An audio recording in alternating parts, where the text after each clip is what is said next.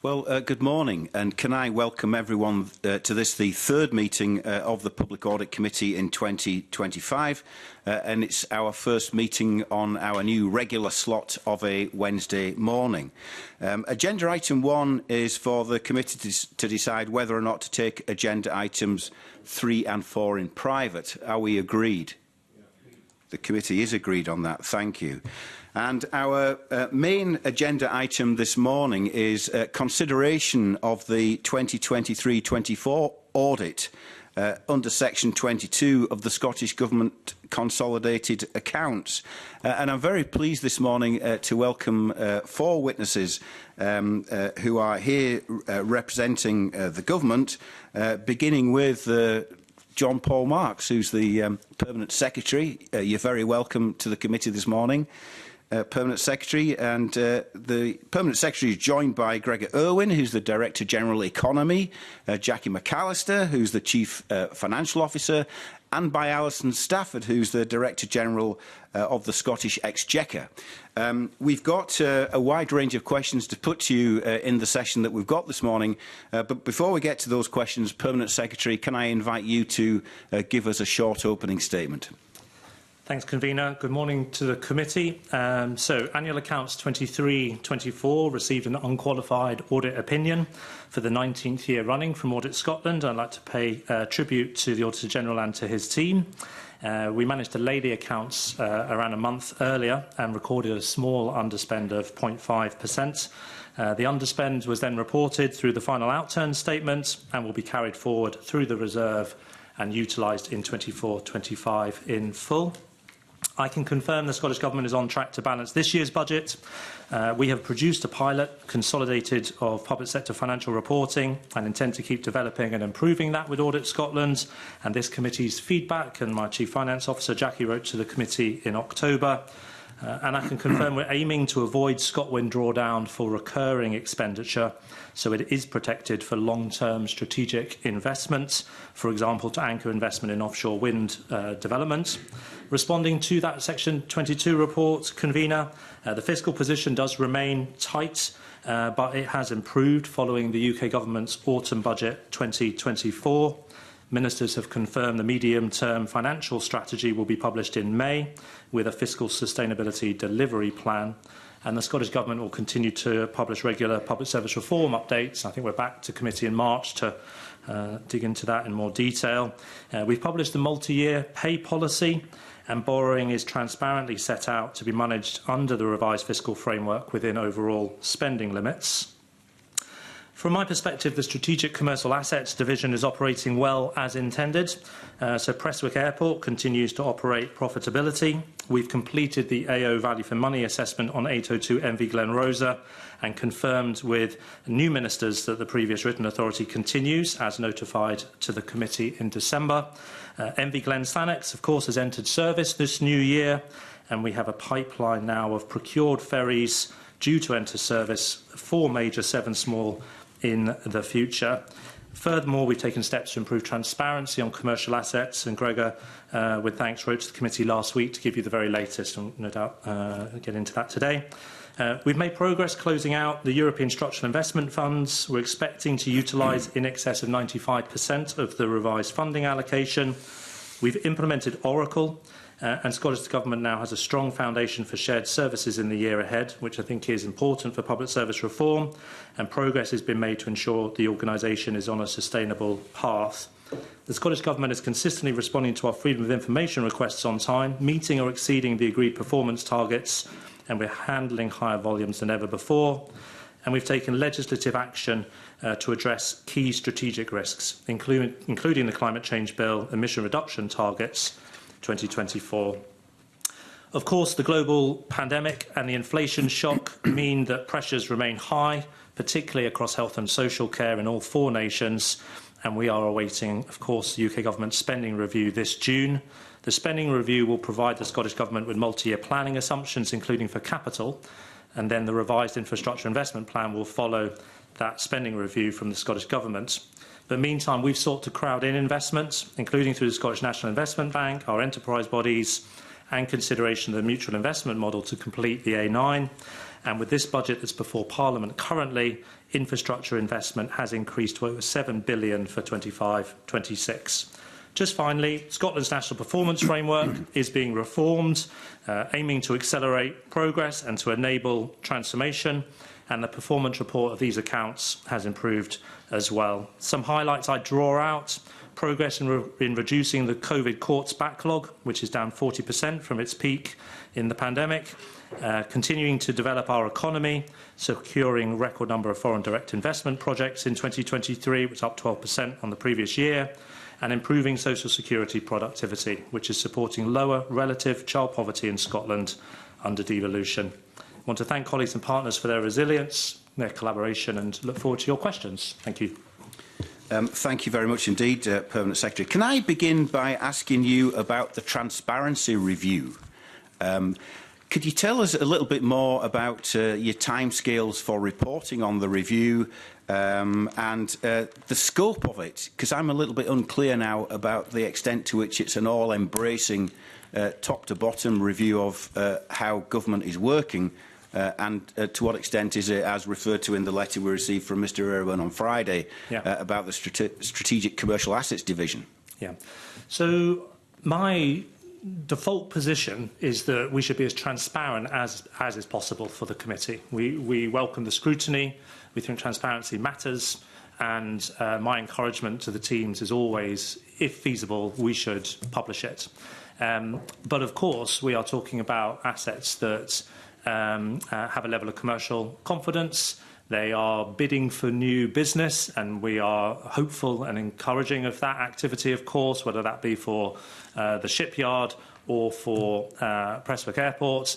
And there is some very sensitive commercial activity underway. So that is the trade-off we're constantly trying to balance. Maximum transparency for scrutiny. This is public money, after all. These are novel commercial strategic investments which attract a lot of public interest. But at the same time, we never want to do something that disadvantages those investments, those organisations, from securing new business and attracting new investment. So the transparency review is led by the Strategic Commercial Assets Division. It's designed to address Parliament's request for a publication scheme relating to the strategic commercial assets. So that's the scope of the transparency review, rather than, as you say, something that is more broader and covers, for example, the whole government. We've shared information with Audit Scotland and, of course, with the clerk and with the committee last week. And we're aiming towards a report of findings and recommendations in the first quarter of this year. So if I maybe just bring Gregor in, who is leading this work, to say a bit more. But that's the timescale and the scope. And there's a strategic view on it. But Gregor, anything else on that? Yes, so, Convener, the focus is on strategic commercial assets, but within the context of that broader approach to transparency across government. As you will be aware, we already have a publication scheme for Ferguson's, which includes publishing progress reports, risk registers, ministerial updates, meeting minutes, action logs. That's published monthly. We want to extend that to cover the full range of commercial assets. We're also progressing a number of different work streams because we know in managing that tension between transparency, and that's our default position, and the importance of preserving commercially sensitive information, which may be about our relationships with commercial partners, but fundamentally also it's about our ability to secure the best possible outcome for these commercial assets, including Ferguson's. As we do that, we absolutely need to make sure that we get the balance right, that we progress that work in a systematic way, that we really test the limits of transparency. We will publish that report before the end of the first quarter, around Easter time this year.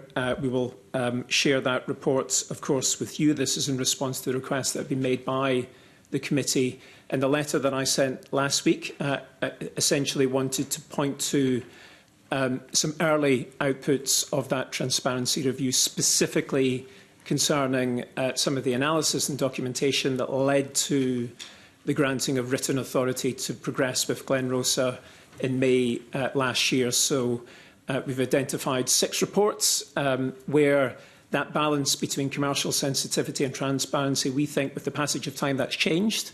But having done the hard work with partners, including the advisors who produced those reports, we think we're now in a position to publish those reports in the fullest possible way. There will still be some redactions.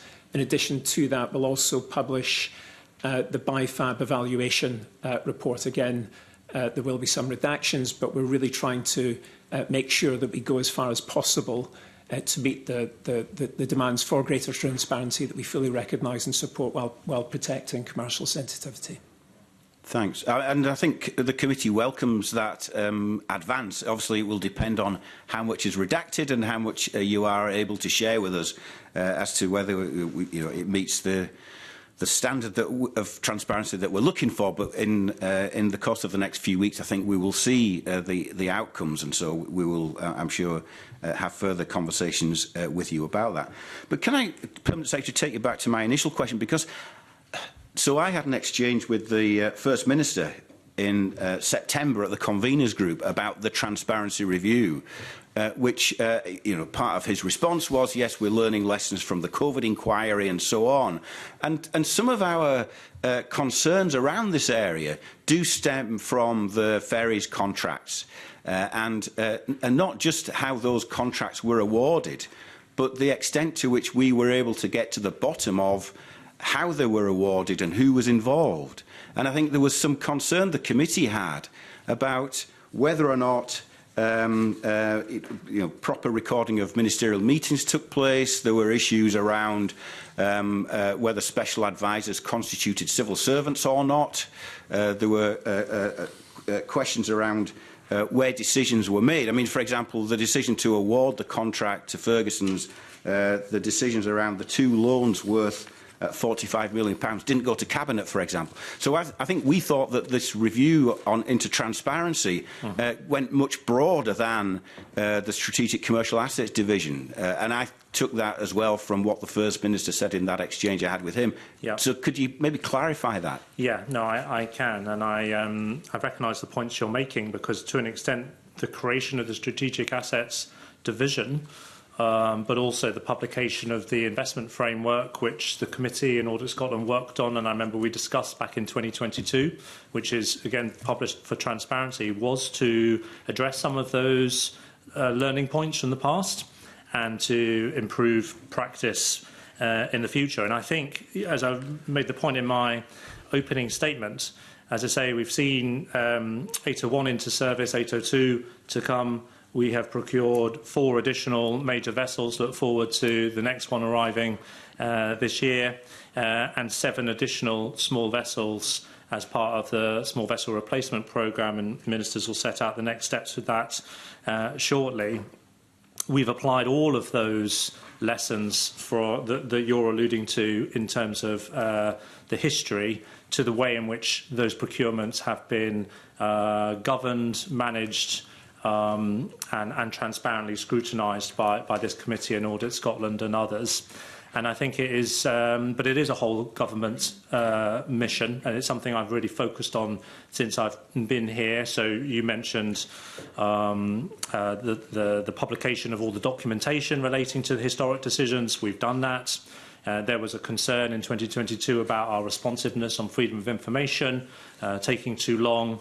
Colleagues having to wait for months to get the answers. We now consistently respond in excess of 95% within 20 days, which is the performance target that we've agreed with Information Commissioner. We've put in place a lot of processes around record keeping, the minuting of meetings. But if I take something like the small vessel replacement programme, I personally worked with Ms Hislop and with the teams involved to ensure that procurement was done precisely as you'd expect it to. And we look forward to those 7 vessels coming into service in the years ahead. So I do agree this transparency review is related to the commercial assets, there has been a wider mission over the last few years to learn the lessons from the past and improve the rigour of the way in which we operate. Okay, thanks for clearing that up. I think that's helpful to get that on the record.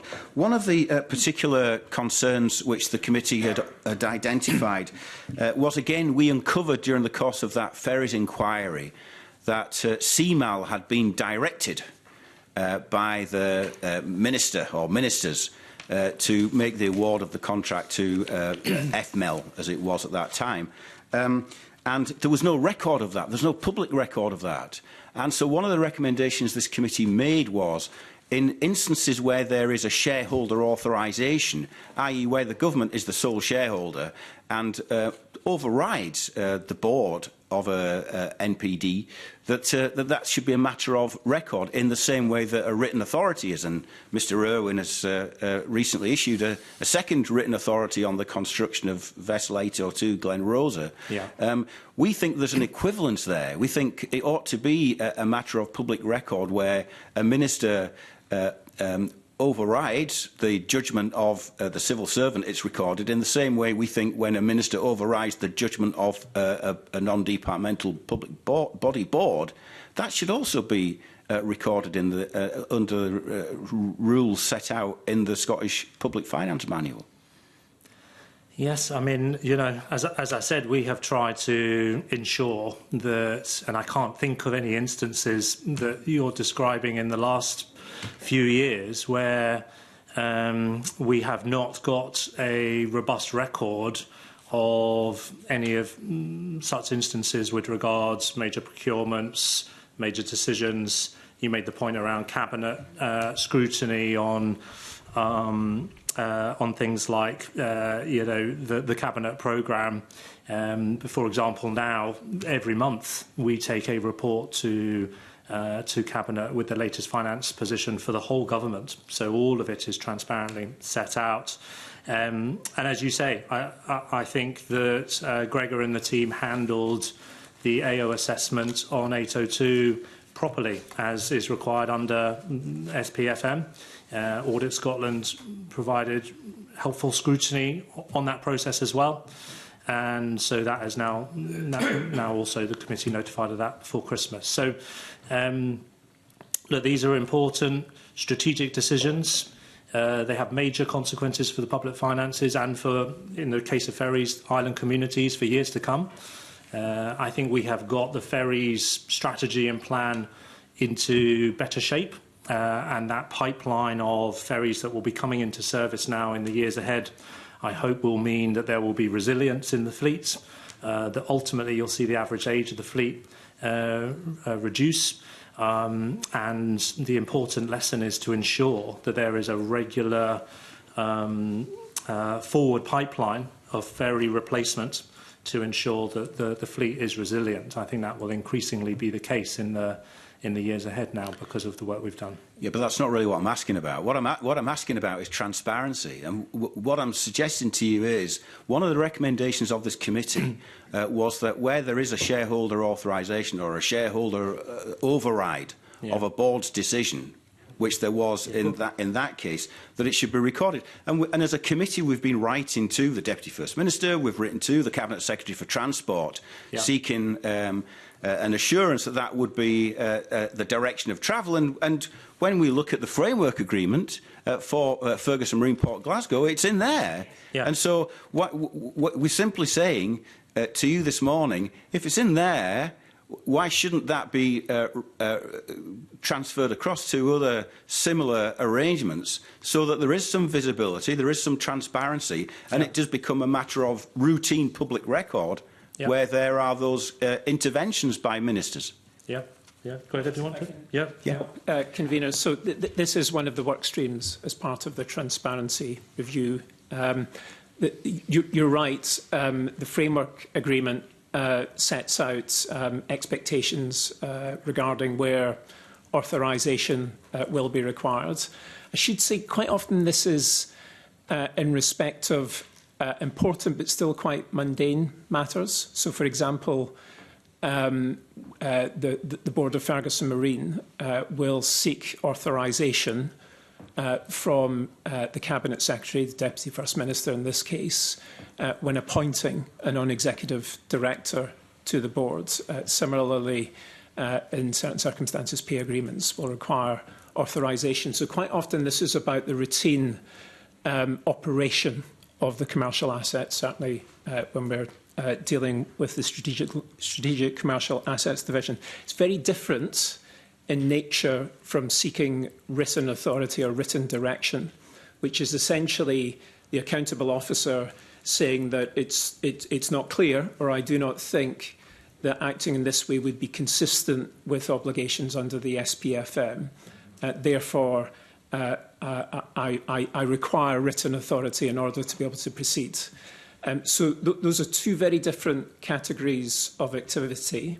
There's still legitimate questions about transparency, and as I say, as part of the transparency review, we'll look at the question of under what circumstances it's appropriate to share information regarding authorisations. There may still be commercial sensitivity issues with regards to that, but written authority or written direction, that's governed by the legislation. Those are statutory obligations, and the framework for that is very clear. Just one point to add, Convener. Sorry, just Alison quite rightly suggests if there is a vulnerability here that we could tighten up, then I think we should try to do it. And you know, it may be that an adjustment to SPFM following the transparency review on this point is possible. I think that is ultimately for ministers to decide based on advice. But your general point, where ministers intervene in a way that is contrary to the view of the board of a non-departmental body or an agency, Parliament should be aware. And if that was a concern about affordability or value for money, propriety, regularity, as Gregor says, the accountable officer should seek a written authority on the basis that it does not pass the test under SPFM. But if it didn't hit that threshold, but nonetheless was contrary to the view of the board, then obviously there would be quite a lot of conversation going on between the board and ministers about that, and we would be seeking to ultimately reconcile that to an agreed position. But where that couldn't be reached and the board was directed, then I see no reason why we can't take that away into the next drafting of SPFM to ensure that a committee like this would be notified and have the chance to scrutinise on what basis that was agreed. Thank you. That's a very helpful answer. I'm now going to turn to the Deputy Convener, who's got some other questions to put to you. Jamie. Thank you, Convener. Good morning, Permanent Secretary. Morning. Good morning, panel. I'd quite like to just start off with looking at the sort of macroeconomic state of affairs that the consolidated accounts reflect. Obviously, the consolidated accounts give us a better understanding of the state of the finances of the Scottish Government from its three main sources of income, obviously the block grant being outside of its control, but the other two very much within the control of the Government and ministers, i.e. borrowing and devolved taxation. I guess I'm looking for your overview as to whether you are content that the two areas which are under the control of the Scottish Government, where the decisions being made in those areas are being taken to maximise the potential income that is available to ministers, that therefore translates into the budget spending decisions that it makes. Yeah. Well, so your last sentence, are ministers seeking to maximise the envelope, if you like, to deliver greatest impact in Scotland? I mean, that is my experience, and you know, I see and have lived that in the last 3 and a bit years, a desire to maximise the opportunity of devolution to greatest effect. And if I take something like social security, I do think the Scottish Government has done a good job with the devolution of social security. It's a very complex undertaking. And the team have managed to build the systems, get them live, ensure that they're accessible and secure. And it is having a material effect on people's living standards in Scotland, which is different to other parts of the UK. And that's the point of devolution. So those allocative choices on social security spending have been taken by ministers, and there's more in the budget, and that is a deliberate choice. As you say, the block grant is the function of choices made elsewhere, and spending review will give us those multi-year assumptions, hopefully.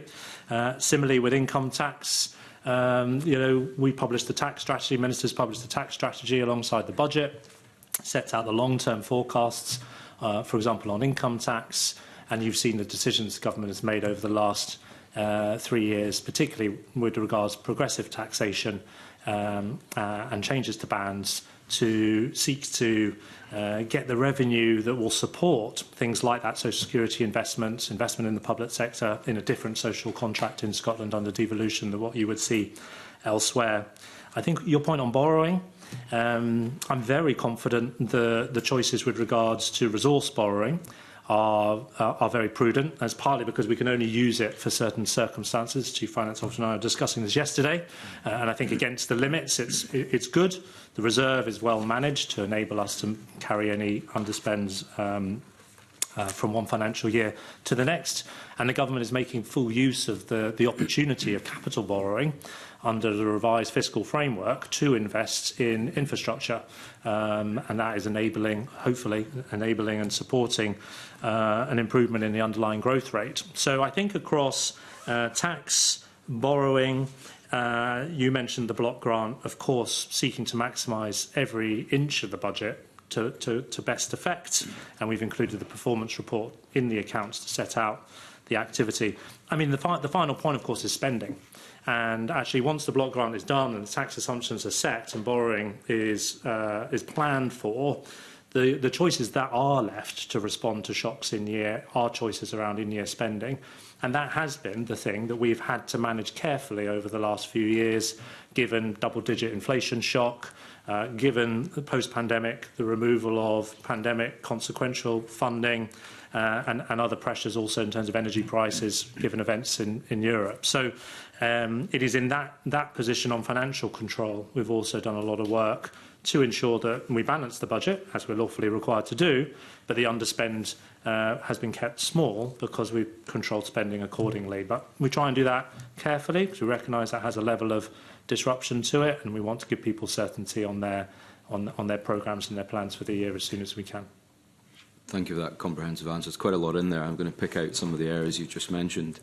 I mean, you talked a little bit about spending decisions as a result of further devolution, but the reality is this committee and indeed Audit Scotland and other parliamentary committees have noted, however, that with that further devolution, these decisions come at a financial cost to government, and as we've seen in an analysis of budgets, they often come at the expense of other portfolios. So, for example, the social security spend is rapidly increasing to the rate where it's, at some point it may become on par with our health and social care budgets, which is obviously a new phenomenon. But in order to fund that, it's entirely unclear if the levels of the variance in taxation or devolved taxation in Scotland compared to other parts of the UK is adequately funding those spending policy decisions made by ministers. So are we looking down the barrel of, this supposed black hole that people talk about, where the spending decisions simply are uncontrollable or unfundable? Where does the money come from? If it doesn't come from the block grant, does it come from higher borrowing? Does it come from higher taxation? And I guess what we're looking for some comfort is that these decisions are being looked at in the round. Yeah. Well, they're definitely looked at in the round. Alison can say a bit more about the budget process if that is helpful. But of course, Ms Robertson looks at the totality of the Scottish Government budget and all the elements that you and I have just discussed. I won't rehearse them again. I mean, you made the point that the social security budget may get to a point where it would be the same as health and social care. I'm not sure I do agree with that. So currently we're investing £6.9 billion in social security benefits and payments for 25-26. Meantime, we're investing over £21 billion in health and social care. You're right to say social security expenditure will increase in Scotland, but it will also increase across the rest of the 4 nations of the United Kingdom as well. So it's forecast to increase from just over 6 billion to 8.5 billion, but the delta on the block grant compared to that will go from 1.2 to 1.5. So actually, the difference to the block grant from the choices the Scottish Government are making is material, but in the context of a budget that is, in excess of 50 billion, my judgment is that is manageable. But of course, ministers must make allocative choices at every budget, given all the parameters we've just spoken about, the block grant, income tax, spending choices, social security assumptions. But those assumptions are audited by the Scottish Fiscal Commission. They're transparently set out. Ministers will publish the medium-term financial strategy in May. And ultimately, these choices are made. I mean, there are, of course, trade-offs. But the trade-offs are often quite substantial and will come at the expense of the delivery of other, worthy public services. So we've seen, for example, shifts from things like the rural affairs budget or transport or capital investments being frozen or housing budgets, and that money is shifted into other portfolios which are required, where you simply can't say no because benefits have to be paid, for example, whereas you can pause progress on a road project, for example, or a hospital renewal, for example. So I appreciate these are decisions made by ministers given in the round, but what advice is given to them by the civil service on where best to, which portfolios have to be cut in order to fund increased expenditure in other portfolios? Well, you're quite right to say social security is demand-led. So once you've set the legislation and the policy and the programmes and the gateways are open, it's quite hard to change that in the short term. Obviously, over the medium term, there's a lot of choices available to governments to make different decisions about social security budgets, and we've seen that recently with regard to winter fuel payments, and certainly seen it over the last decade in terms of welfare reform across the UK too. So ministers have choices to manage the long-term forecast on social security, and I do think that's an important debate that needs to continue to happen in Scotland because, as you say, new benefits have been introduced. Different choices have been made. That is an allocative choice. The First Minister is very clear that his top priority is to reduce child poverty, and you can see that relative child poverty in Scotland is lower than what it otherwise would have been without the choices under devolution. But that means there's trade-offs on choices, and what we will always seek to do across each portfolio is understand, so for example, you raised transport, what is the underlying state of the asset, what enhancement or maintenance is required to deliver that, and where we can take choices to crowd additional investment in, like with the mutual investment model to complete the A9, let's take choices to do that. We'll give ministers the option to take choices to do that if they wish. But I agree with you that ultimately the envelope is what it is, and ministers are needing to take choices to balance that. Under these accounts, that's happened. I think the budget before Parliament, the same is true. And for the long term, there's a set of artefacts that we published this year that will support that scrutiny. But Alison, do you want to just say a bit about fiscal sustainability in those publications? Yes, absolutely. So thanks for the question. As you say, there are 3 elements that are involved in terms of the funding side, the block grant. One of the key things this year will obviously be the spending review from the UK government. And that will be actually a really material, because it is still the largest proportion of funding comes from the block grant into the total envelope that's available for Scotland to deploy. The medium-term financial strategy, the last one that was produced, which was in 2023, set out 3 key pillars about how the government intended to go about managing the sustainability challenge on an ongoing basis over the forthcoming years. The 3 key elements within it were actually about really targeting actual expenditure to the things that were most important to the government. And if you see in the budget that's been set out in December, there are clear designations of the 4 priorities that were set out by the First Minister, and underneath each of those you can see what's been put in for eradicating child poverty, tackling the climate change, growing the economy, and also continuing the investment in public services. So that was one key pillar. The other one was actually then about really focusing economic policies and actions which have the greatest means to grow the economy. And then the third one was then really looking at the tax policy, and the tax strategy was published alongside the budget. And that's also about bringing certainty for a period of time, recognising that tax rates and bands that have been set up to this point will now be secured on income tax right up until the change of, or the next election when that comes up. Ms Stafford, does anyone in the Scottish Government advise ministers on their taxation policy? And at any point, does anyone do analysis on the actual revenues which are achieved versus what was expected? How are we faring with that?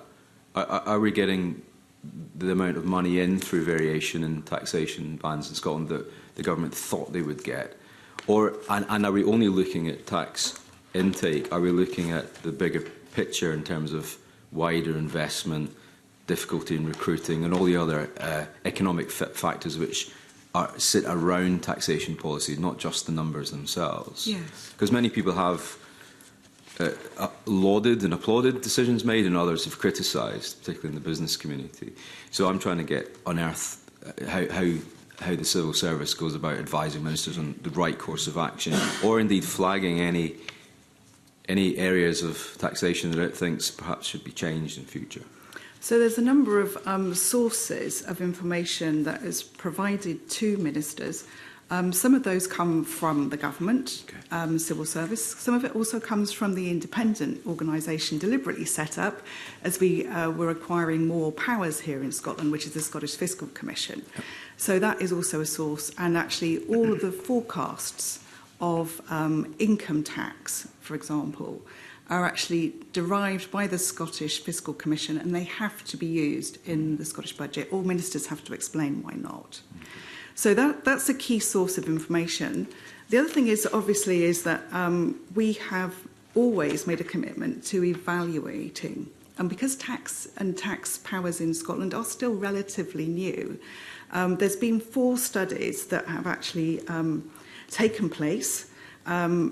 3 have actually been at the hand of HMRC, and 1 also by the Scottish Government. 2 were in December 2021, and then there were further ones which were reported and obviously considered at this committee in April last year.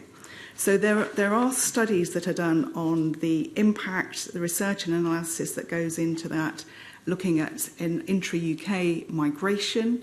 I know that is an issue that the committee has been interested in before. What's interesting on that particular point is that since the introduction of Scottish income tax, more taxpayers have actually come to Scotland than have left, with the net inflows averaging around 4,200 a year. That's individuals, not, but of course that doesn't necessarily equate to higher tax intake in numerical terms. So you could be losing people and have more people coming in, but they're paying less tax than the people you're losing. So what does that analysis look like? So in terms of that, then in 2021-22, and this is about what we have as the most available data. So it's 21-22. Then we actually saw all tax band payers is in a net positive migration in. There was a short period where there was, in the higher rate, some negative movement, but by the time you actually get to the 21-22 year, then all of those have been compensated by overall growth in all the bands. So, but this is something that's watched very carefully. As I say, the tax strategy absolutely set out that we will be committed to continuing this evaluation. And this data and this information is then presented to ministers as part of the modelling of the different tax policy preferences. And obviously one of the key things that ministers have been have set out in the tax strategy and is in the budget for 25-26 is that in terms of the differential of how many people pay a certain level of tax in Scotland compared with England, then there are more people paying less tax here in Scotland than there are in England. Okay, I've got quite a lot of ground to cover, so I'll move on. Permanent Secretary, we have frequently heard, and it's on a matter of the official report, that ministers will make a comment or a statement that what they need, or what the Scottish Government needs, is more borrowing powers.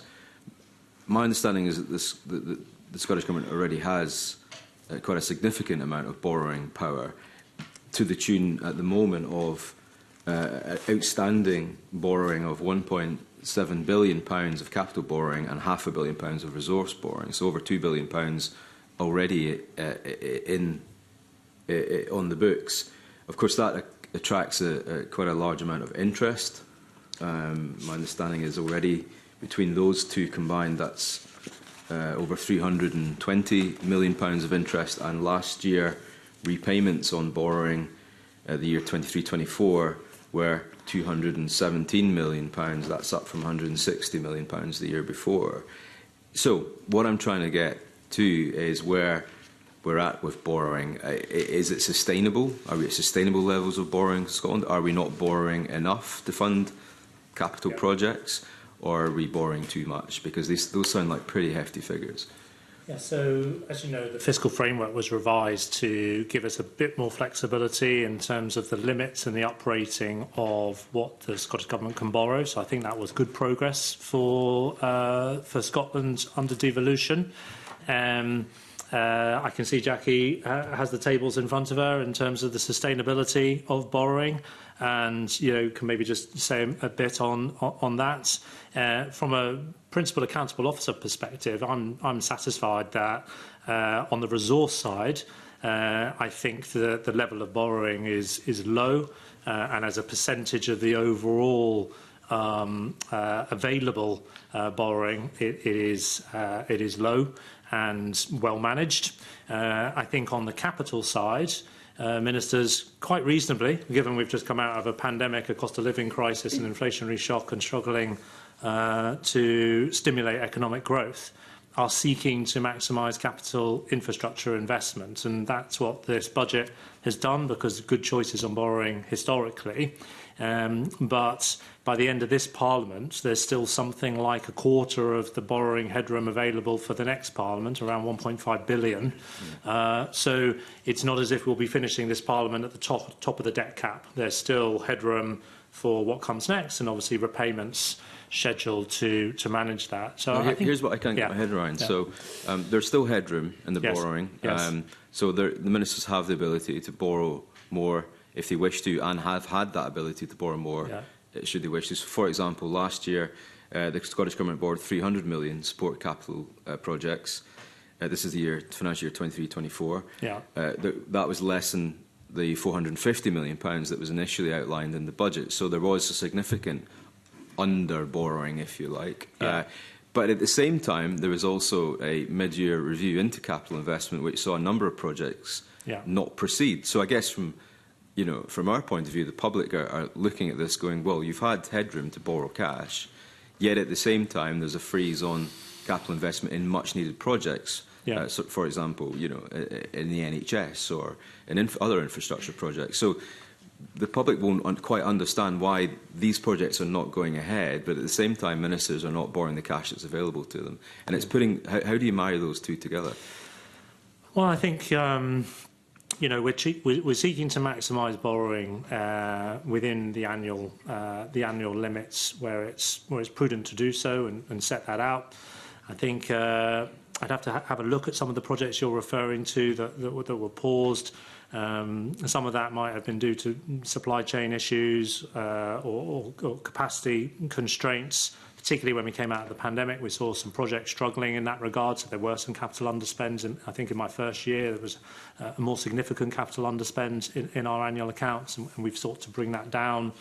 But I do think your point is right. We need to be trying to optimise borrowing to deliver maximum impact in our infrastructure delivery plan, but do it in a way that is sustainable, so that we're not using all the headroom and it is available to be, to hedge against the movements in the capital expenditure year on year. But do you want to say anything on the in-year movement?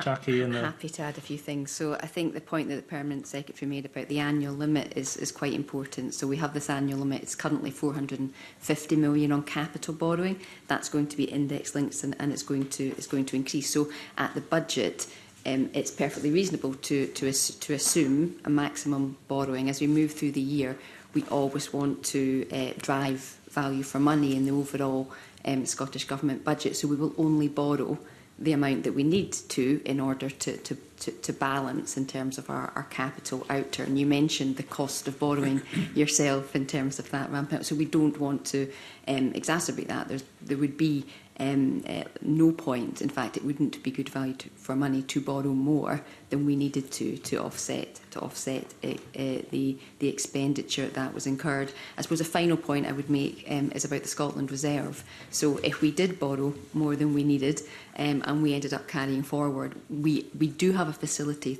to do that, which is the Scotland Reserve, but it is quite modest. It is capped at the moment at 700 million, which is just over 1% of the budget. So we are really operating within quite narrow margins as we move through the year. So all of these decisions are made taking into account of all these factors. I would say as well that just to reinforce the point, capital borrowing and resource borrowing is very different. So resource borrowing, we can only borrow on resource for adverse movements and reconciliations as we move through the year. So it's very specific reasons we can't borrow on resource to increase our operational spending. Thank you. Can we one of the questions around strategic commercial assets? So maybe let others come in. Maybe come back later if that's okay. Okay. I think Stuart McMillan's got a very quick question in this before we move on to Colin Beattie. Stuart. Thank you, Convener. Just on the aspect of the headroom that Jamie Green was talking about, and I don't disagree with Jamie on the aspect of headroom, but is it prudent to actually operate the way the government currently is with regards to the headroom, bearing in mind, I think you touched upon certainly some of the huge economic shocks that not just the Scottish economy, but certainly the global economy has went through in recent years, and who knows what's going to come going forward. So in terms of the headroom, as Jackie said, for resource borrowing, we can only use it for certain, as you say, shocks, movements in tax reconciliation or social security forecasts. But currently, the percentage of the debt cap that is being utilised, so 23-24 is 27%. That rises to 30% in 24-25, and then actually falls over the decade, currently forecast to be 17% by 2030-31. So I think on resource borrowing, there is significant headroom to cope with in-year movements where resource borrowing might be needed in the future.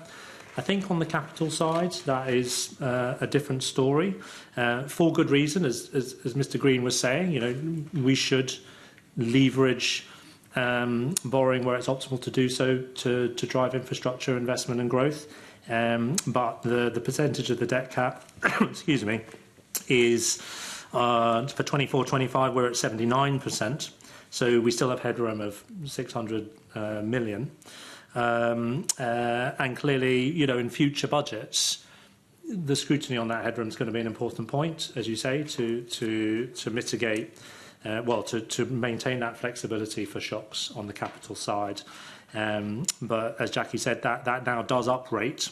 So the available borrowing increases compared to what the previous fiscal forecast enabled us to do.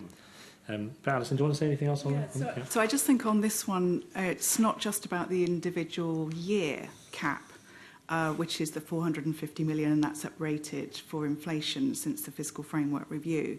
But it's that overall cap of 3 billion.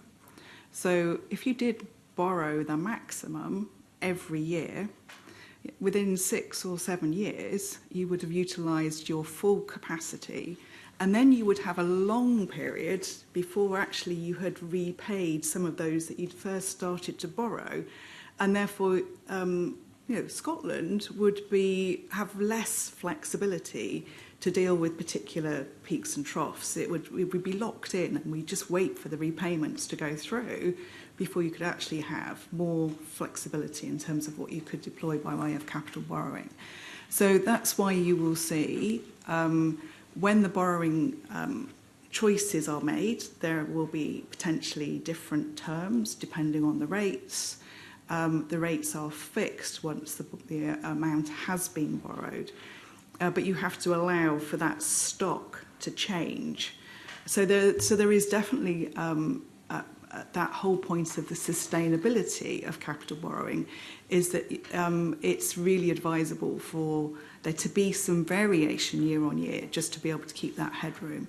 There was a borrowing memorandum that was published at the same time as the budget, and that's obviously where the commitment has been made to ensure that on capital there is that headroom into the next Parliament and to ensure that sustainability for Scotland in the way that the borrowing is managed.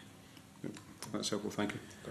Okay, thanks. And again, Colin Beattie's got some more questions on the management of the finances. Colin, over to you. Thank you, Mayor. Permanent Secretary, I want to cover a few aspects of the financial management, and maybe starting with an obvious one, which is, obviously the consolidated accounts show a net expenditure in 23-24 of 53.98 billion, which is 277 million less than that budgeted, and that's split between the resource budget at 193 million and the capital at 84 billion. What were the main reasons for the underspend? There's quite a lot of reasons for the movements because they are across portfolios. I do think those are pretty small underspends. I do appreciate that the cash numbers are material, and but as you said, on a 50 billion plus envelope, landing within an underspend of 0.5%, bearing in mind we're lawfully required to balance it, is pretty tight. Obviously we can't have absolute certainty on the final quarter's outturn until it's occurred. But obviously we make sure we carry forward everything that is underspent. I've got the breakdown by portfolio. We can go through them one by one, but some underspends across health and social care, and that will quite regularly be something that might be, as I say, in that last quarter where boards have made provision for a particular activity and it's slightly lower than what they forecast it would be. That can drive a small underspend. That might be use of agency workers or overtime or headcounts. Social justice movements will often see late reconciliations, changes in social security outturns. We've mentioned demand-led activities, where of course we make assumptions of what the spend will be on something, for example, like concessionary travel or transport footfall in TS, but very small movements there have quite material effects on the accounts. There's some changes in terms of the provision on student loans in here as well, and some other examples. But they are sort of small movements across each portfolio, and we track that. As I say, each month we take that report to Cabinet, so it's visible for all ministers to see how the outturn is progressing against the forecast. So decisions can be made to optimise the budget. And then obviously publish the reconciliation in the accounts. But have I missed any other particular examples, Jackie, you want to call out? I think if I may just make a couple of points, we will always underspend to a certain degree because of the reasons that the Permanent Secretary alluded to. But we have our audit that happens well after the end of the year. We have year-end adjustments that come in after the end of the year. We have to provide for them. We have to accommodate them. So there will always be a level of underspend. I suppose the other point that Pertec didn't cover is the accounts are all of our budgets. So it's variances against all of the budget types. And we've got non-cash budgets in there as well that are about provision movements, revaluations, impairments, all of those activities that are ring-fenced budgets. So we can't spend that money on something else. So the Permanent Secretary spoke about student loans revaluation. There was a significant movement in the cost of managing the student loan calculation and of the valuation of the stock. But we can't use that underspend on day-to-day running of the Scottish Government. It's ring-fenced. So we're always going to see these variances. What matters to us is what the final outturn is, and we've still to come to Parliament for 23-24 on the fiscal framework final outturn, because that's the number that we carry forward through the Scotland Reserve. That's the spending power that we carry forward into the future year. What you're seeing within the accounts is just an aggregation of the variances against all of those different budget types. I mean, it sounds like far from trying to balance the budget, you're actually trying to underspend the budget. So you have do you have a target to underspend? We make a provision at year-end for adjustment, year-end flexibility of 100 million. But we don't have a target for an underspend. Like I said, I'm delighted that, at 0.5%, my view is that's about as tight as you'd want to get it to, because you wouldn't need too much to happen in the final quarter. But when you talk about the, sorry to interrupt, but you said about 100 million that you keep. Is that across capital and resource? I'd have to double check. No, it's across resource, isn't it? Yeah. Yes. So what we do is every year we will look at the key variables as we get towards the end of the year. And we've spoken a little bit about social security expenditure, and we get forecast information in Q4 that helps inform what we think that level of adjustment or movement might be after the 31st of March. It might be, 100 million would probably be at the low end, to be quite honest, in terms of our year-end provision that we would keep year on year.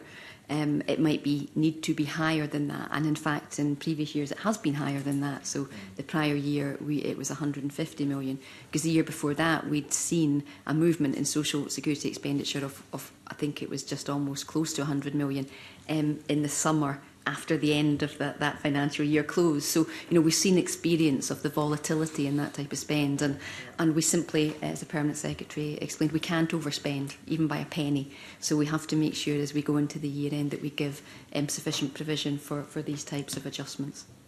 Just moving on to a slightly different aspect there. I mean, the Scottish budget, obviously, we're under considerable financial pressure. And indeed, in August 24, there were emergency spending controls put in place. Now, the Auditor General picks up that there's in terms of sustainability, there's a large number of savings that are made that are non-recurring, which you're using to fund recurring expenditure.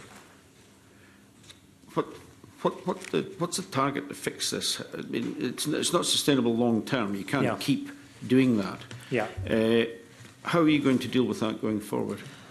So our objective is to fix that with this budget. That was the First Minister's ambition with regards the budget that's before Parliament, is to get to a position where it is no longer necessary to have these in-year emergency controls, and to be clear, I wholly support that plan. I think that would be good for everybody involved, whether you're a voluntary sector organisation awaiting a grant or No One Left Behind programmes or whatever. But as I said earlier, we have faced a series of in-year shocks over the last few years. If I take last year, up to the UK government general election, we were operating on a set of spending assumptions that were, very different to the ones we were then operating on after that election. But obviously it's very difficult for us to have certainty on, the outcome of the election or the choices that a new Chancellor will make and what that will mean for the block grant. So we're hopeful that in June the Scottish Government will get, I'm pretty certain the Scottish Government will get multi-year spending assumptions from the spending review. That will provide a level of stability in terms of the forecast expenditure. Mr Green making the point that's the major source. We have published our multi-year tax forecasts and a multi-year public sector pay policy.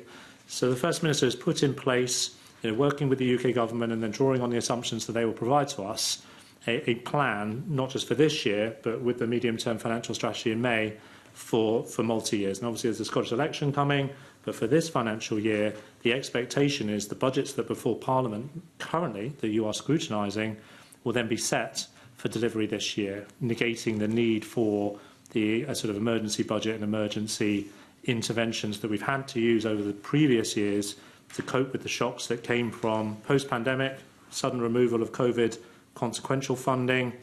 The year later, double-digit inflation and the impact that that had on costs, pay deals and fixed budgets, and then significant changes in the funding envelope last year following a UK election. And we're hoping that the stability is more baked in than has been in the past. That's a good thing, but it still doesn't explain how you're going to dig out the non-recurring expenses and replace them with something sustainable. Well, not all of the controls have been... there are downsides to the controls in terms of in-year disruption, but there are also upsides, because in every single challenge on every single budget, we've been seeking to optimise value for money. So we're trying to ensure, against SPFM and the duties that you'd expect of us, to say to ministers, you can do this, but for marginally less, and you can make £1 million saving here, here or here. And I actually think that discipline that we've established on financial management and control has absolutely borne into some of those budgets, and those savings will be recurring in terms of adjustments to projects, programmes, investments.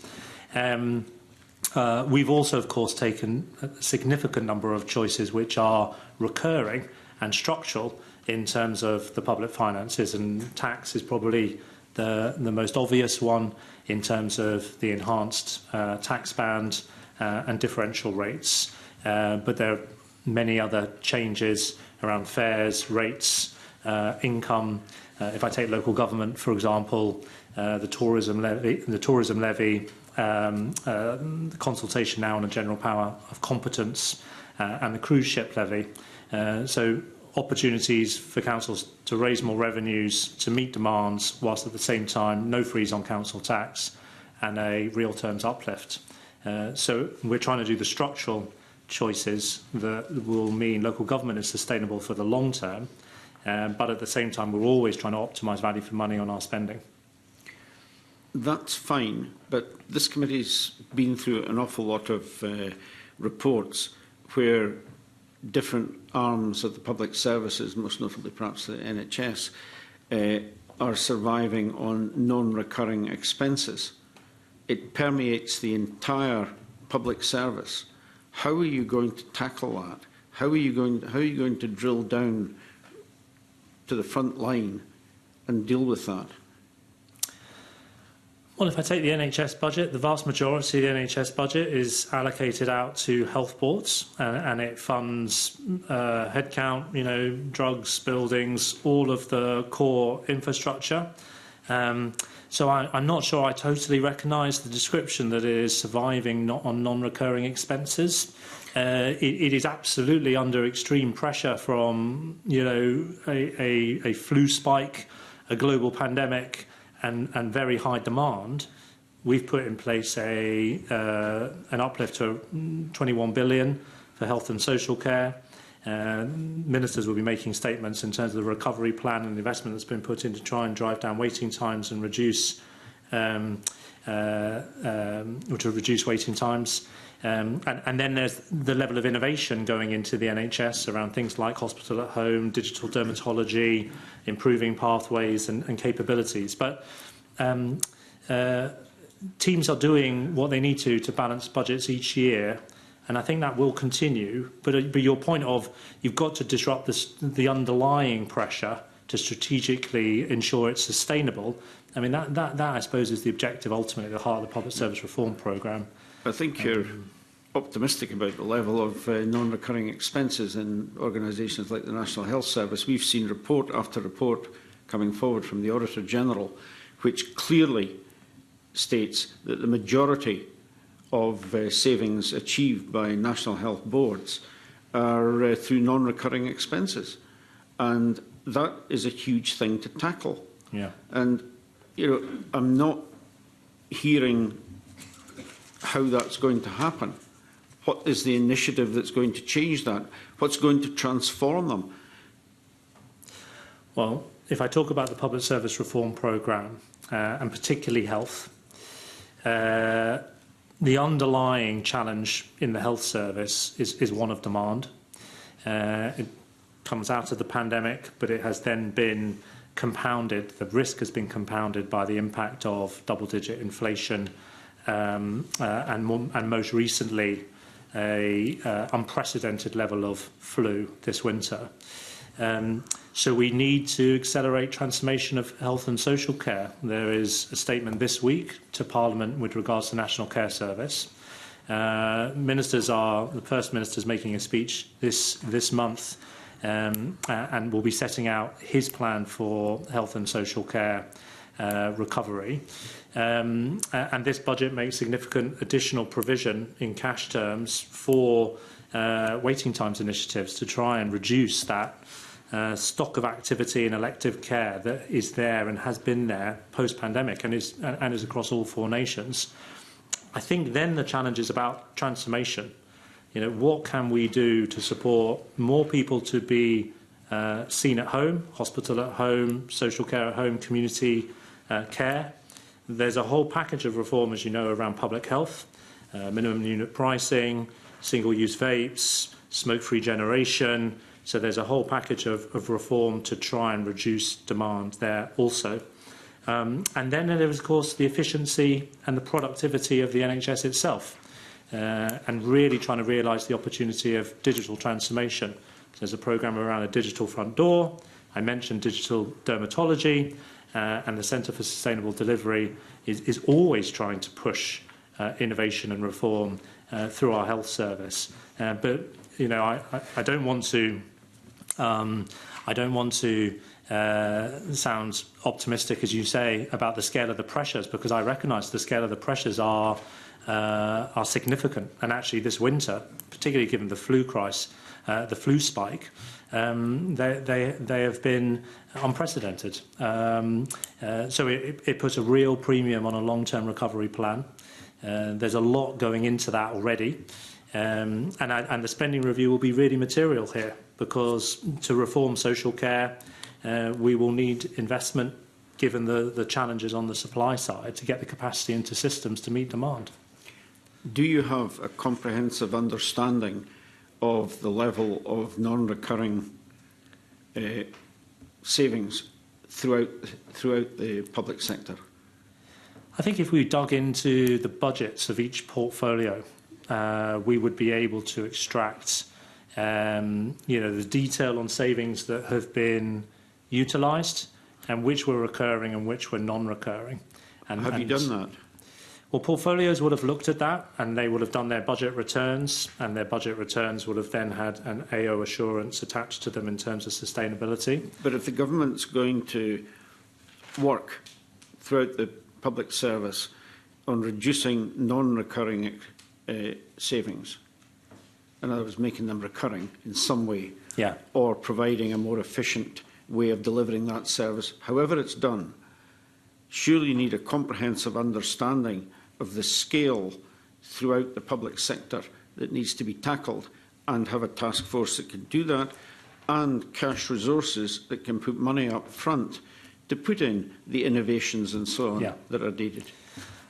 And each portfolio is expected to produce public service reform plans. Those are published every 6 months to FPAC and to the PAC. But I'm really happy to take away your challenge on the level of non-recurring expenditure and the dependency on that to balance budgets. I do totally agree with you that that has been used through a series of years where there's been a set of shocks to balance the books. And as I said, the First Minister's objective is to remove the need for those controls to get to a sustainable pathway. But to avoid them being needed again in the future, we need to transform the underlying baseline cost of these public service systems. So if I take criminal justice, we are rolling out this year summary case management, which has been trialled really well in Dundee. It's been tested again in Glasgow. It is enabled by the technology that we've invested with Police Scotland on body-worn cameras and digital evidence, and it should enable a significant improvement in the productivity and the throughput of Scotland's court system. And that will reduce the unit costs and ultimately improve the public's experience of the justice system. That's rolling out this year. It is a strategic transformation of the underlying cost base, and it will improve sustainability. But meantime, I agree, those systems are using levers they need to reduce cost where necessary to balance their budgets. And clearly we want them to have sustainable roadmaps for reform to reduce the need for them to do that more tactical intervention. Clearly there's a lot of work to be done on that. The consolidated financial information and the work that's being done to bring it together, it's taken a long time, of course, to get to the point that we are now. It is improved, it is improving, but how is this consolidated information being used by the Scottish Government? Because it's not information we've had before. Yeah.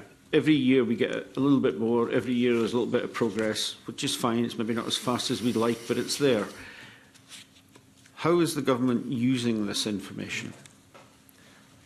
Okay, it's not just for the information of this committee. Yeah. You know, it's got a purpose. Yeah, I totally agree. Ultimately, this information needs to add value to decision-making, improve scrutiny, transparency, and actually help us optimise value for money, as per your previous question. But Jackie's led the work with Audit Scotland, and maybe if I ask Jackie to come in on the next steps. Yeah, thanks. So this is a pilot report that we have provided the committee with, and is out more widely for consultation. It is seeking to answer, going back to your point, Mr Beattie, is the answer the question that the committee posed, that Audit Scotland posed, about having more transparency around what Scotland owns and is owed. So that consolidated view of financial position and of the assets and liabilities of all the entities that sit underneath the Scottish budget. I think it is important to say that that information already existed. So entities and bodies were already producing their own annual accounts. What we've tried to do with this pilot report is bring it together into one place, so that it is easily, maybe more easily understood, easily accessible, alongside the information about the assets and the liabilities. We've also pulled in more information about the Scotland Reserve. So again, there's been a set of questions that we've fielded with this committee over the years about the Scotland Reserve and how it's used and how the money flows through, and borrowing. We've had a few questions in this session this morning on borrowing. So the purpose of this report really is information sharing to be more transparent, putting that into one report. And we want to develop it. I mean, we would really like your feedback, in particular on some of the questions that I posed in my letter, but we want to develop that over time. So looking at trend analysis, maybe deepening the sector analysis. We recognise that the pilot report that you have got doesn't really go into many of the local authority spending classifications. We would like to do that going forward, particularly exploring how we might present some of the borrowing, because it's a very different format to central government accounts. But we would like your feedback in terms of what you would like to see. And I suppose my final point is, we know that the pilot report is maybe a bit, it's numbers and it's words. So we've been looking at how we could have more graphics and more visuals that we could set alongside the report. Again, that will become more interesting as we look at trends over time. But we do think that is where the value is. It's about sharing information that's already in the public domain, just pulling it together into one place. So, any feedback you can give us on how we can improve that, we would be delighted. I'm sure the committee will be looking at that. What I was really trying to get at is, how is it helping the government to see a consolidated picture? It must be some benefit in the planning process. I would hope that in sustainability and so on, it would be assisting. There should be all sorts of knock-on benefits. What, from your perspective, would be the next big step in terms of enhancing the consolidated accounts? Well, reflecting just on your previous points on dependency on non-recurring savings across systems, I think, I'm going to take that challenge away, because I think it's an important part of transparency, again, in terms of scrutiny and sustainability. So I think that's a fair challenge that we should make sure is more visible, because obviously we've discussed this with Audit Scotland, and but I think, as you say, standing back and the wider system, what is owned, what is owed, and being clear on that should help inform this scrutiny on fiscal sustainability. And I think, as we were getting to Mr Green's questions from earlier, we feel confident on things like resource borrowing, the reserve, in-year control. Long-term capital borrowing is sustainable, but we are using up the headroom to drive infrastructure investment growth through this wider system. For example, looking at the level of reserves across councils, understanding their exposure in terms of borrowing levels, so that we can have a confident view of sustainability there in that system, I think could be an advantage in the future.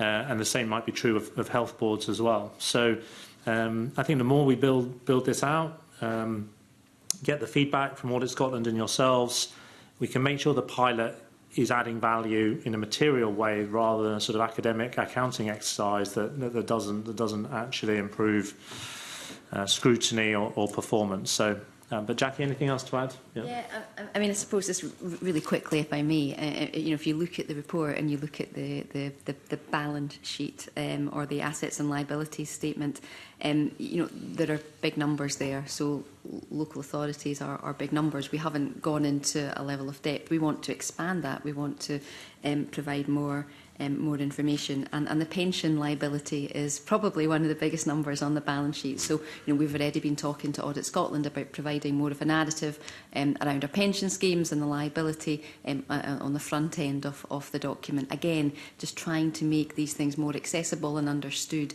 and I suppose one final thing is contingent liabilities. So again, there's nothing in here around contingent liabilities across the piece. So again, we'll look to add information in on that. But I think the value of the report, other than bringing information that isn't as readily accessible on things like local authority, is just seeing how it all fits together. Because I know that this committee has been really interested, for example, in the Scotland Reserve.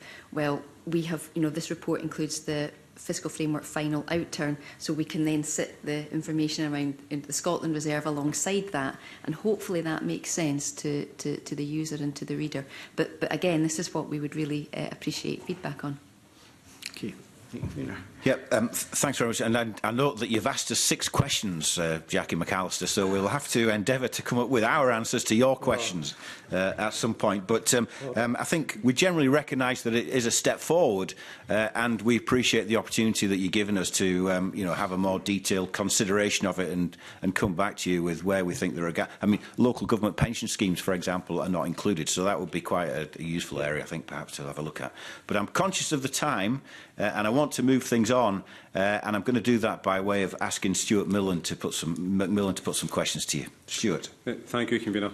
Already this morning, the issue of commercial sensitivity has been touched upon, as Gregor Irwin had highlighted it. So I certainly think the committee would be keen to get a bit more clarity on what determines and constitutes commercial sensitivity, and how is this determination actually made. I'll start briefly, and Gregor, maybe just say a bit more.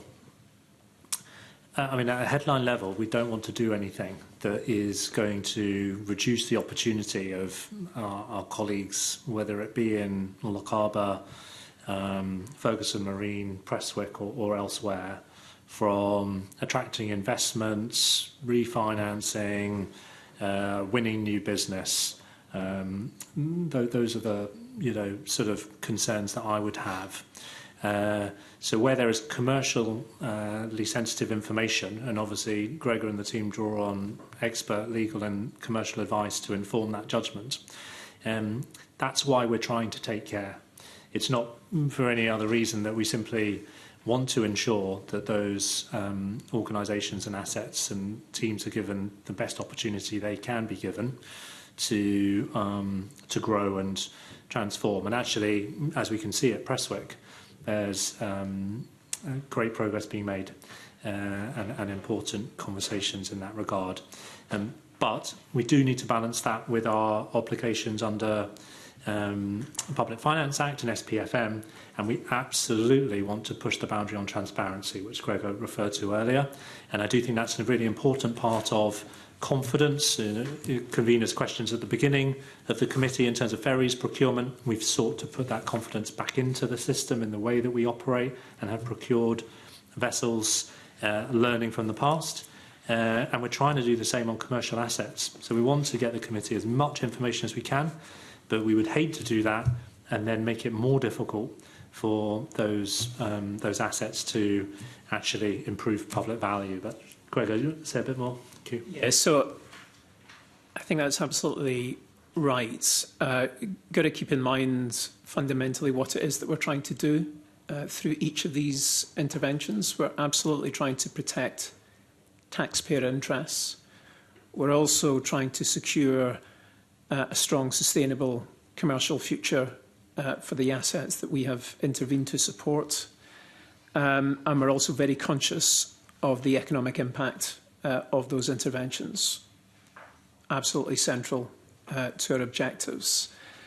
That inevitably means that there are decisions which have commercial consequences, which are commercially sensitive, where if we were to provide a running commentary on a negotiation over, for example, a future piece of work for one of those assets, or over some other aspect of the strategy of that business, then we would undermine those objectives. So we're absolutely mindful of that tension, because there is a tension between being transparent on the one hand, but also doing what needs to be done in order to meet those objectives. Taxpayer interests, secure commercial future, economic impact for those interventions. And I'm sure the committee shares those objectives. I think there are two things that we've done through the Strategic Commercial Assets Division that are directly relevant here. One is we've got a good framework for when and how we take commercial advice, to do that on terms which secures value for money. And we do take advice, legal advice, commercial advice on issues such as this. In addition to that, we've got really clear processes and frameworks within the Strategic Commercial Asset Division which guide the decision-making on individual cases. As part of the transparency review, we really want to get into this. We really want to test whether we've had the balance right in the past and how we might want to change that balance in future to absolutely make sure that we're managing this potential tension, actual tension in some cases, between transparency and protecting commercial sensitivity, that we're doing that in the right way. And I suppose the last point is we do need to work with commercial partners, including providers of advice, but other commercial partners as well. And very often in those relationships, there are requirements on us to ensure that we are protecting commercially sensitive information. So sometimes there can be contractual elements to that as well, and that needs handling and managing. Okay, no, thank you for that. So just you mentioned there in terms of the framework and the clear processes in place. Also, I'm just new to the committee, so this question may or may not have been asked at some point in the past. But has that information actually been presented to the committee in the past? So this is absolutely one of the parts of the transparency review. We're just making sure that we have that right, that we've got the balance right, and that work is still ongoing. Okay, so obviously that will then come to the committee in due course. We'll share the conclusions of that review with the committee around about Easter time, end of the first quarter. Okay, no, thank you. So thank you for that. And so just on also the correspondence that the committee received last week, With regards to the information pack, that's going to be available by the 7th of February 2025. Also, with regards to Ferguson Marine, I clearly have a very strong interest in the success and the future of the yard. How will you ensure that the redactions in the information pack will actually be kept to a minimum, ensuring that the critical information necessary to assess the effectiveness of funding decisions for the MV Glenrosa the project can actually be published and scrutinised in a transparent way? So I can't pretend that this is straightforward. This is hard. This requires judgment. But what we're trying to do is we're trying to make that process as dispassionate as it can be, to provide as clear possible parameters to guide decision making, so that we can be confident that we're getting the balance right. It does require the involvement of a number of parties. So, for example, the 6 reports that we will be sharing the contents of with you on the 7th of February, they have been provided by external providers. That is normally done on the basis of that information not being disclosed in public subsequently. So we've had to make arrangements with them to get the permission in order to be able to do this. We've also had to take legal advice and we've had to take other forms of professional advice just to make sure that we're not doing anything which is either problematic from a legal perspective but also potentially jeopardising information which we might still regard as being commercially sensitive. I suppose the last point to emphasise, most of this work was done over 18 months ago.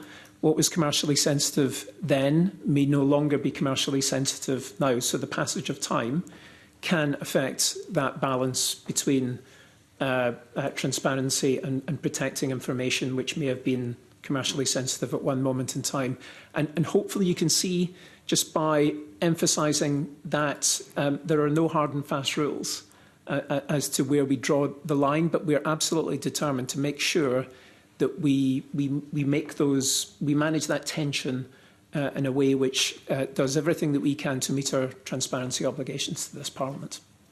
Okay, that's helpful. So just, following on from that, with regards once again to the Glenrosa,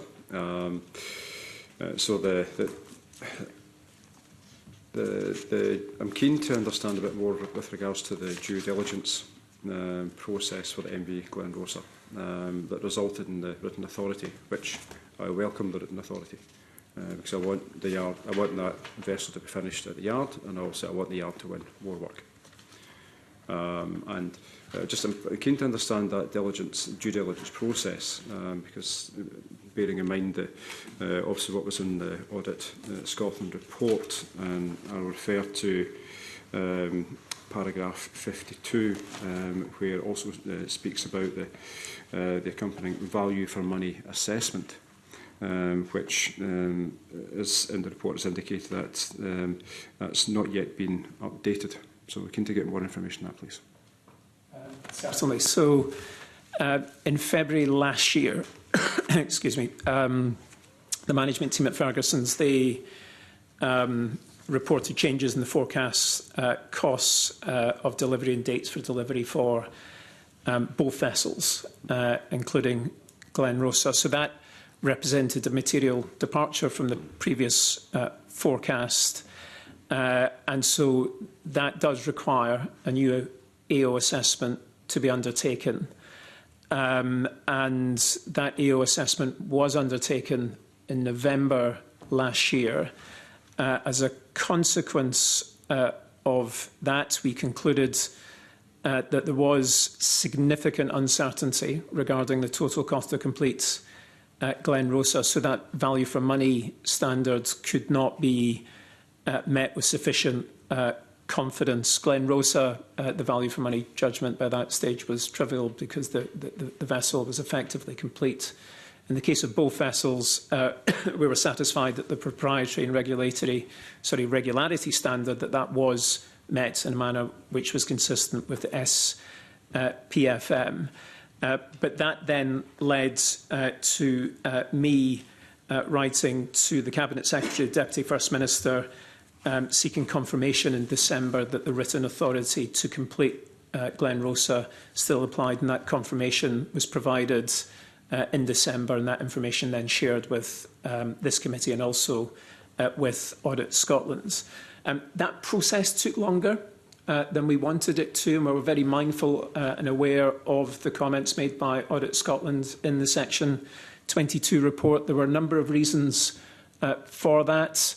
The update was provided in February 2024. You may recall the Chief Executive left soon after, and an interim Chief Executive came in. We also had changes in the design team, who are, for 802 Glenrosa, who are absolutely critical in ensuring that those cost projections are as rigorous as they can be. Our preferred model is, and this is certainly what was done in May 2023 when the initial written authority was sought.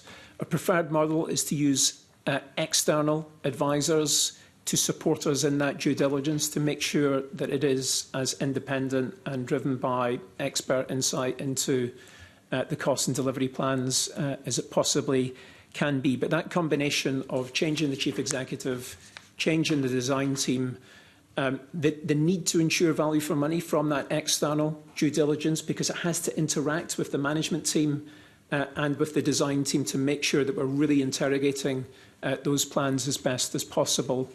That, in combination with the absolute imperative of delivering Glen Sannox in time, meant that we were through that period while we started that due diligence work internally.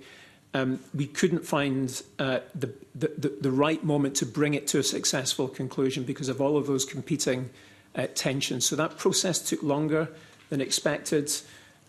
We saw the report of Audit Scotland, and we've been in conversation with Audit Scotland. We have the team has regular catch-ups with them. We came to the conclusion that we had to do that AO assessment in the autumn of last year on the basis of the best available information, and it was on that basis that we concluded that assessment and reached the conclusion that we did. And a key factor in that was building in a bigger contingency for uncertainty, because a preferred approach, really deep interrogation combined with external due diligence, we had not found the right moment in order to pursue that. I think certainly just for clarity, when you touched upon there regarding the Glenrosa, that's more or less complete. That also doesn't include the internals, that's the steelwork. Apologies, Glen Sannox was more or less complete at that time, so it was trivial. For Glenrosa, you're quite right, there was still substantial work to be done to complete Glenrosa. See, just on the issue of the best value, sorry, the value for money assessments, what does that include?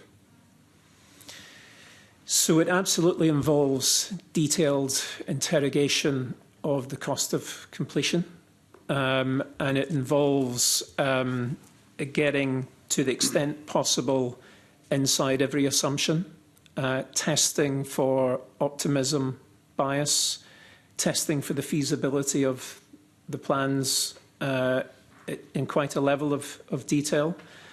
And that, as I say, our preference is that would be supported by external advisors. That should provide the best possible independent, dispassionate view of the cost to complete the vessel. Alongside that, we require a counterfactual.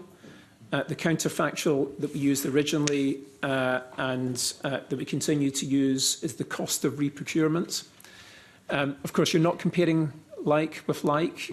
Then the question of the time it would take in order to complete that procurement becomes very relevant. Procurement lead-in times are unavoidably quite long in order to ensure that those processes are undertaken in the right way.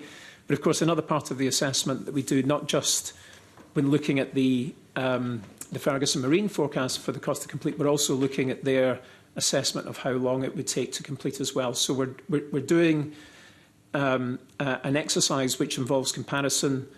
We're trying to get the best possible counterfactual. We will build in contingencies where we think there is uncertainty. That's an important element of this, but it's all about trying to ensure that we have the best possible comparison along those key dimensions. And just on the value for money assessment and the counterfactual, I mean, also we are talking about Ferguson Marine here at the moment, but I assume that, that those also would be considered for any other project that the government are working on with regards to also the new assets. So any accountable officer assessment should be looking at, certainly when it comes to value for money, should be looking at different ways of achieving the same outcome.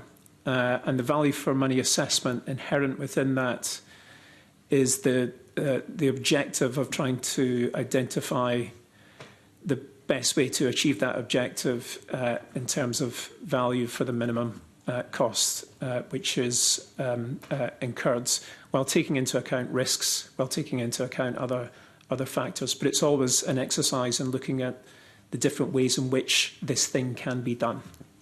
And just on the counterfactual or the value for money assessment, would that also include, or has it been considered in the past, the cost of, we'll use Ferguson's as the example, Ferguson's not being there and all the workforce being unemployed, and the economic impact and economic cost to Port Glasgow and the Inverclyde area? So this is where we need to be guided by the Treasury Green Book and the Scottish Public Finance Manual.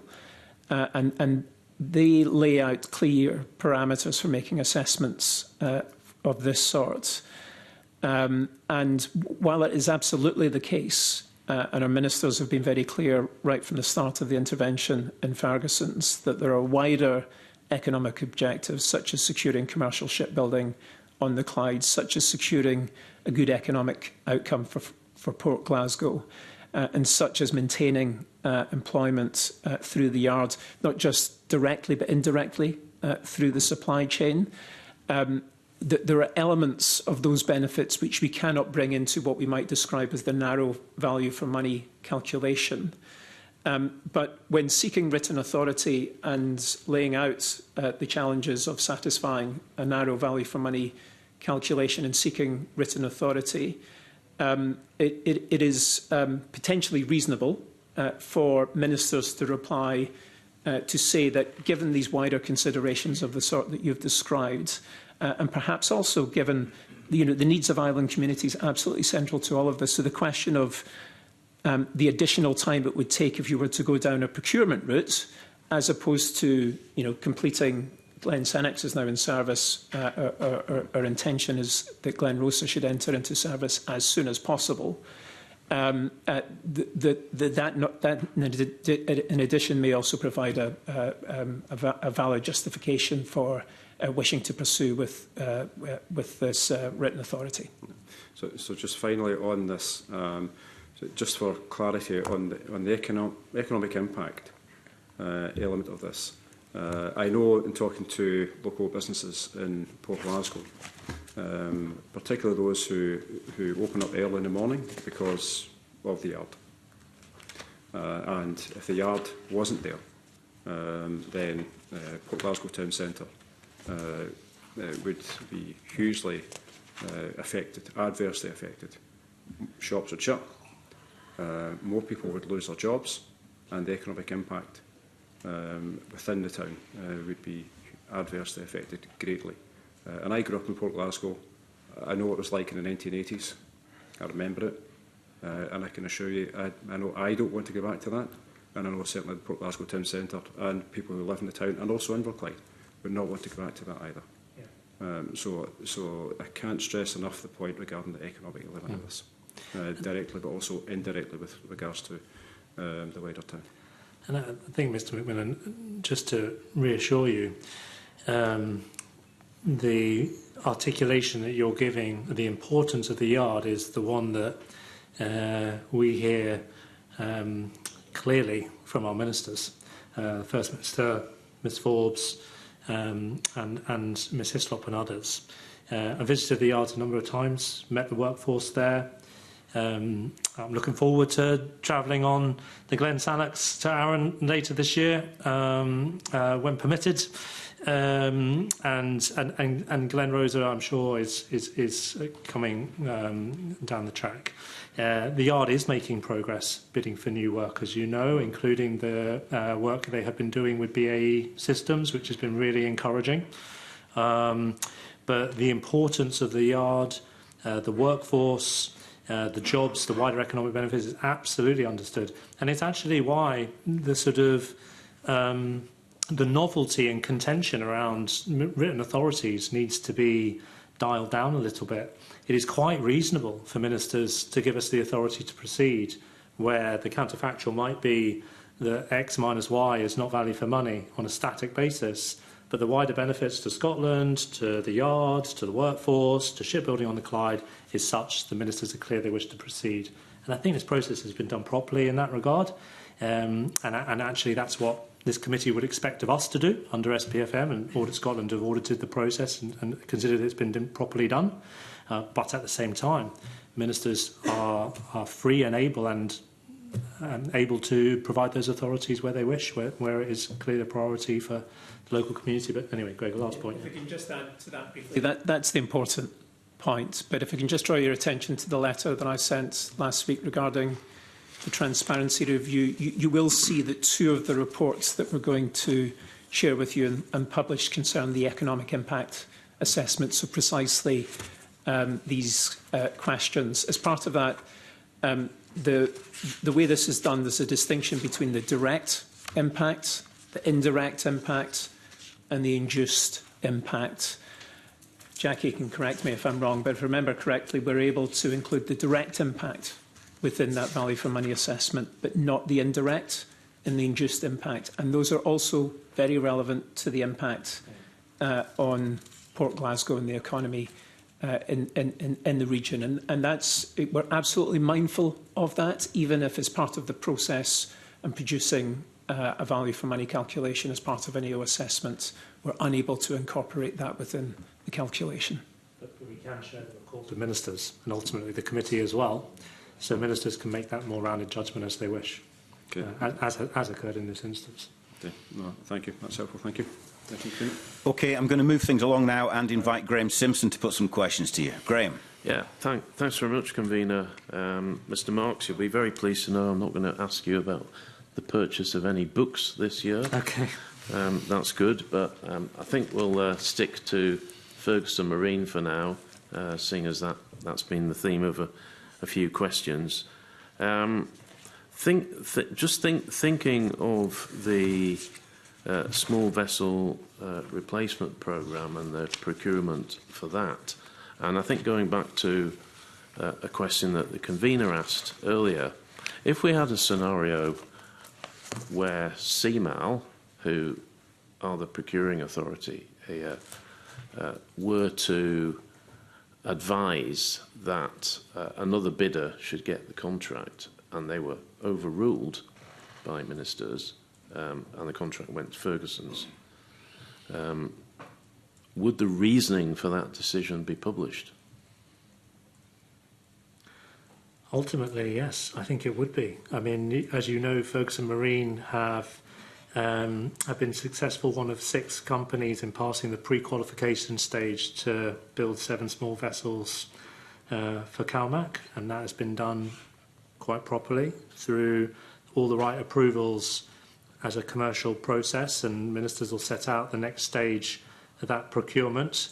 If there was a alternative approach taken at the end of that process to award the contract to a company who had, for example, not come top against the criteria that have been set out in that procurement, yeah. Well, one, I would expect there to be a significant level of challenge and scrutiny from this committee and others, and that is why the proper process has been applied in that regard.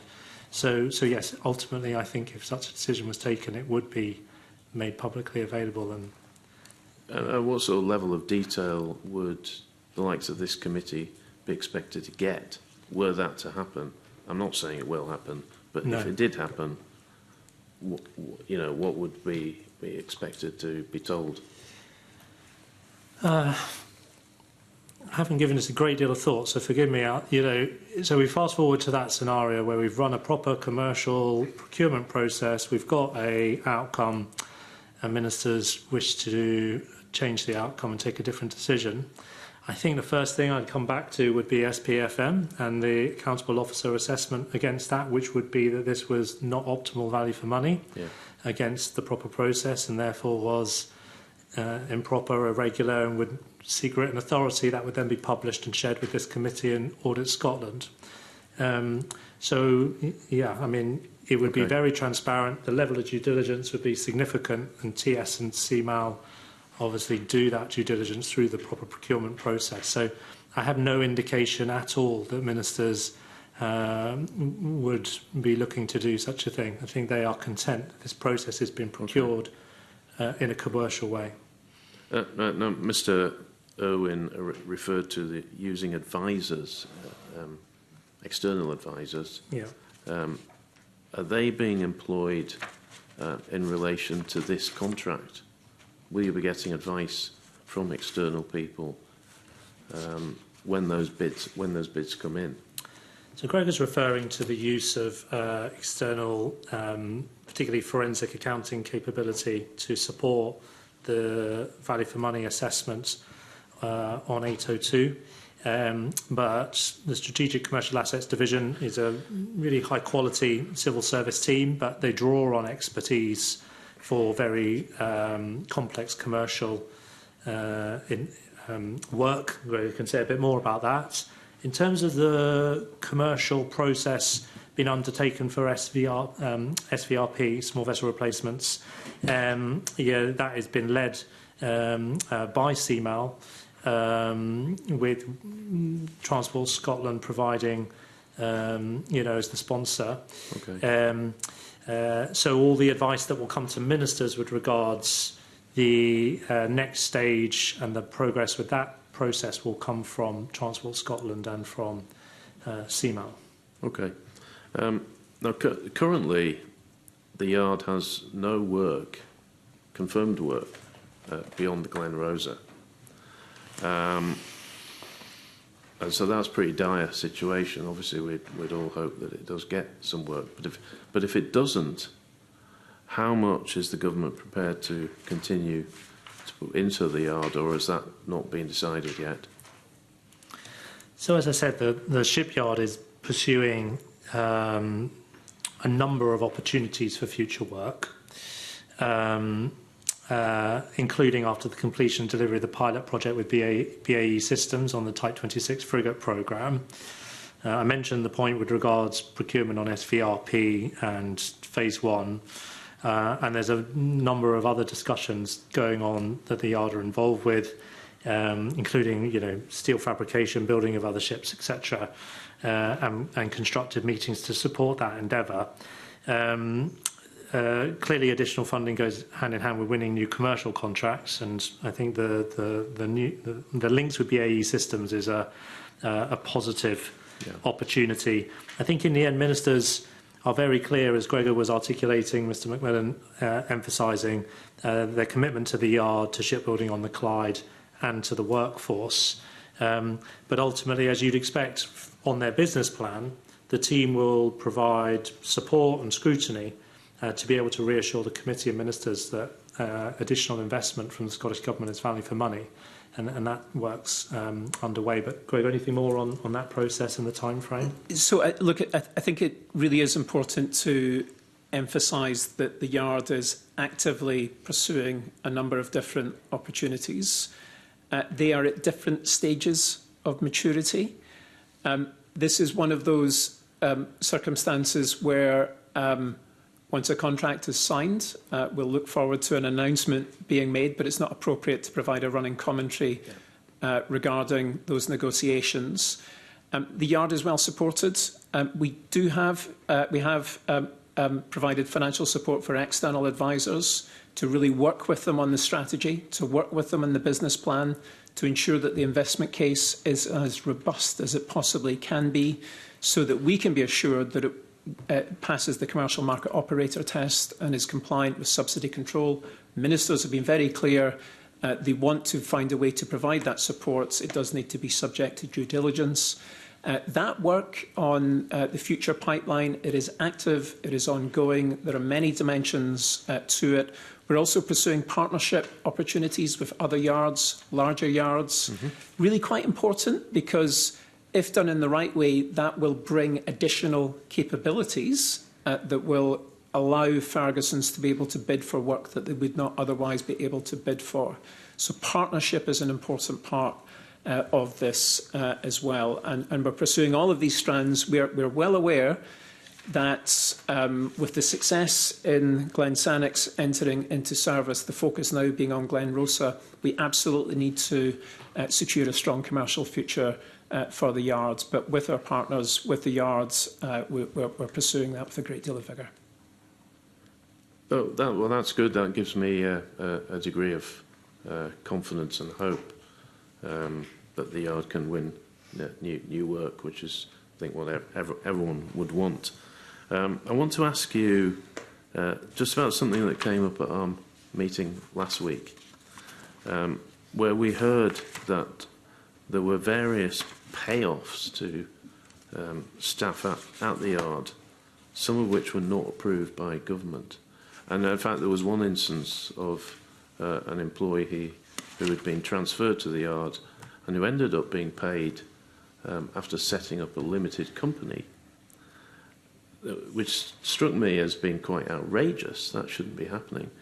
But would it be fair to say, Mr. Irwin, this is for you, that you know, if you didn't know about this, had you taken your eye off the ball? So the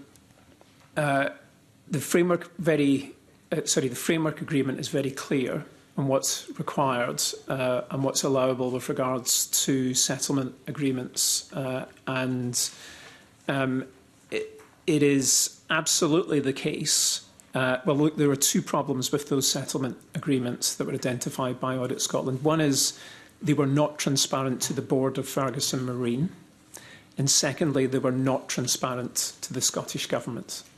So you should be in no doubt that is unacceptable.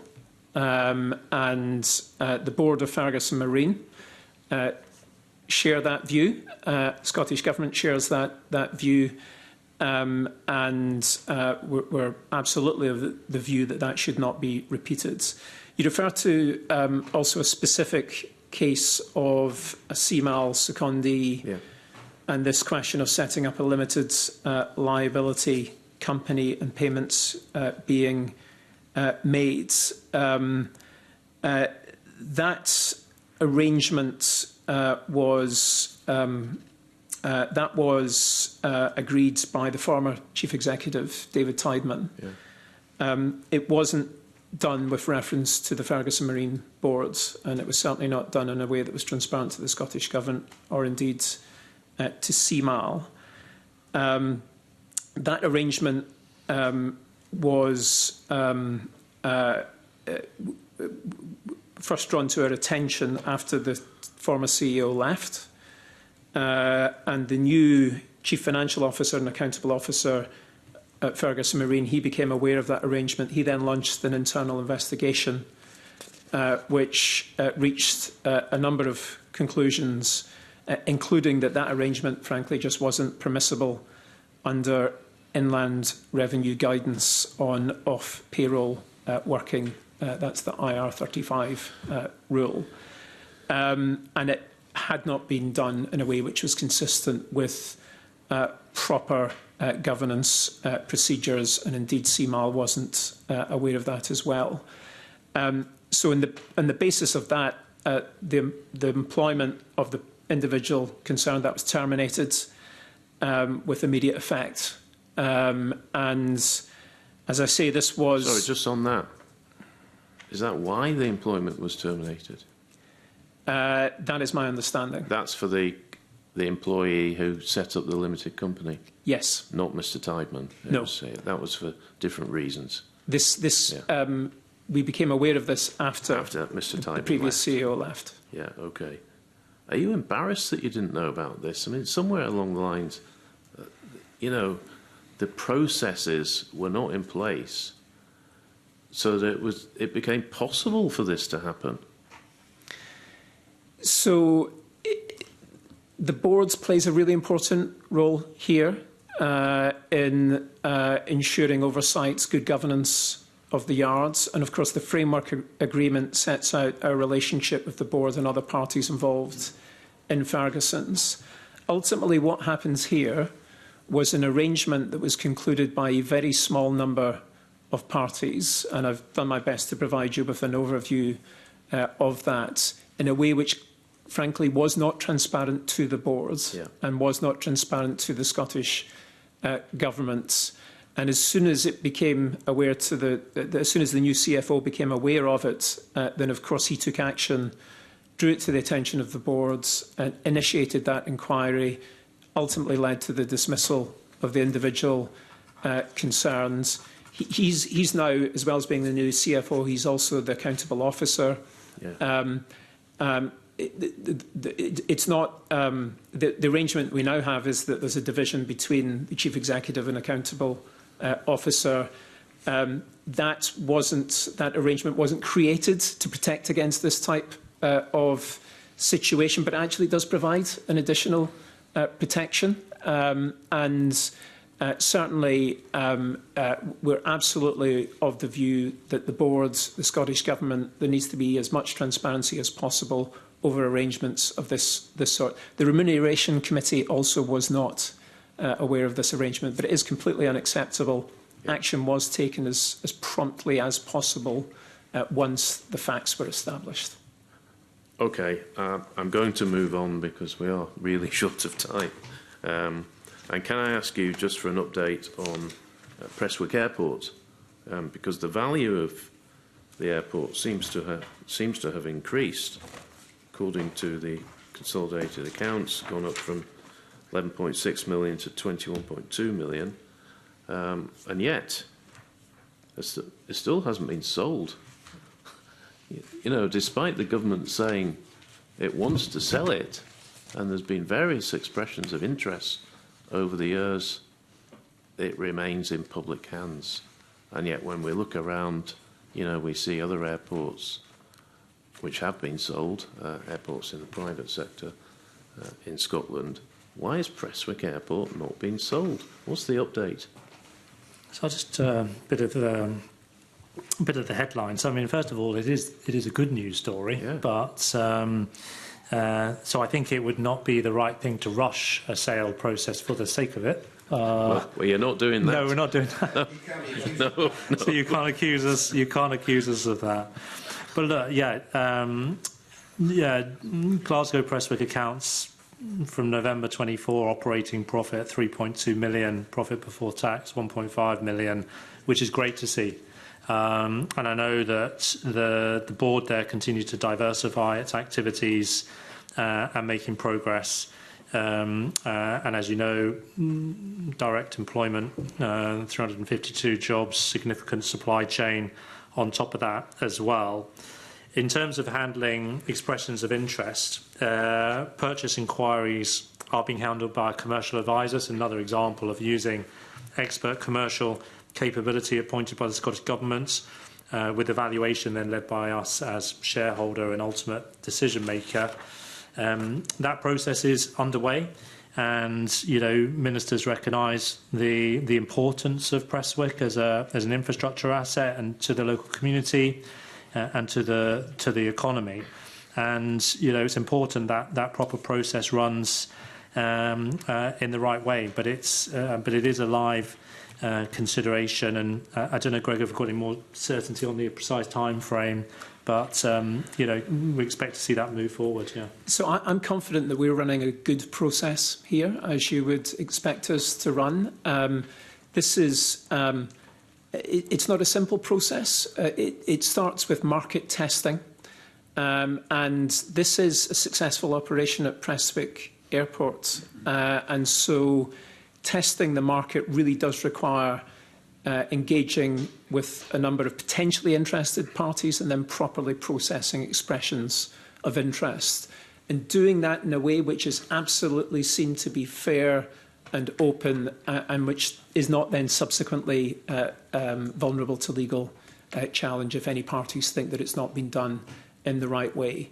So this is progressing. It is progressing in an entirely satisfactory way.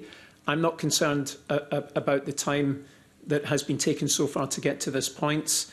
Of course, ministers have updated Parliament over the course of last year, and it was in June last year that Cabinet Secretary at that point noted that several expressions of interest have been received. We are in the process of taking this to a logical conclusion, which does require us to secure, again, maximum value for taxpayers, but also a successful commercial future for Prestwick as an operating airport, with the most beneficial impact on the local, the regional economy.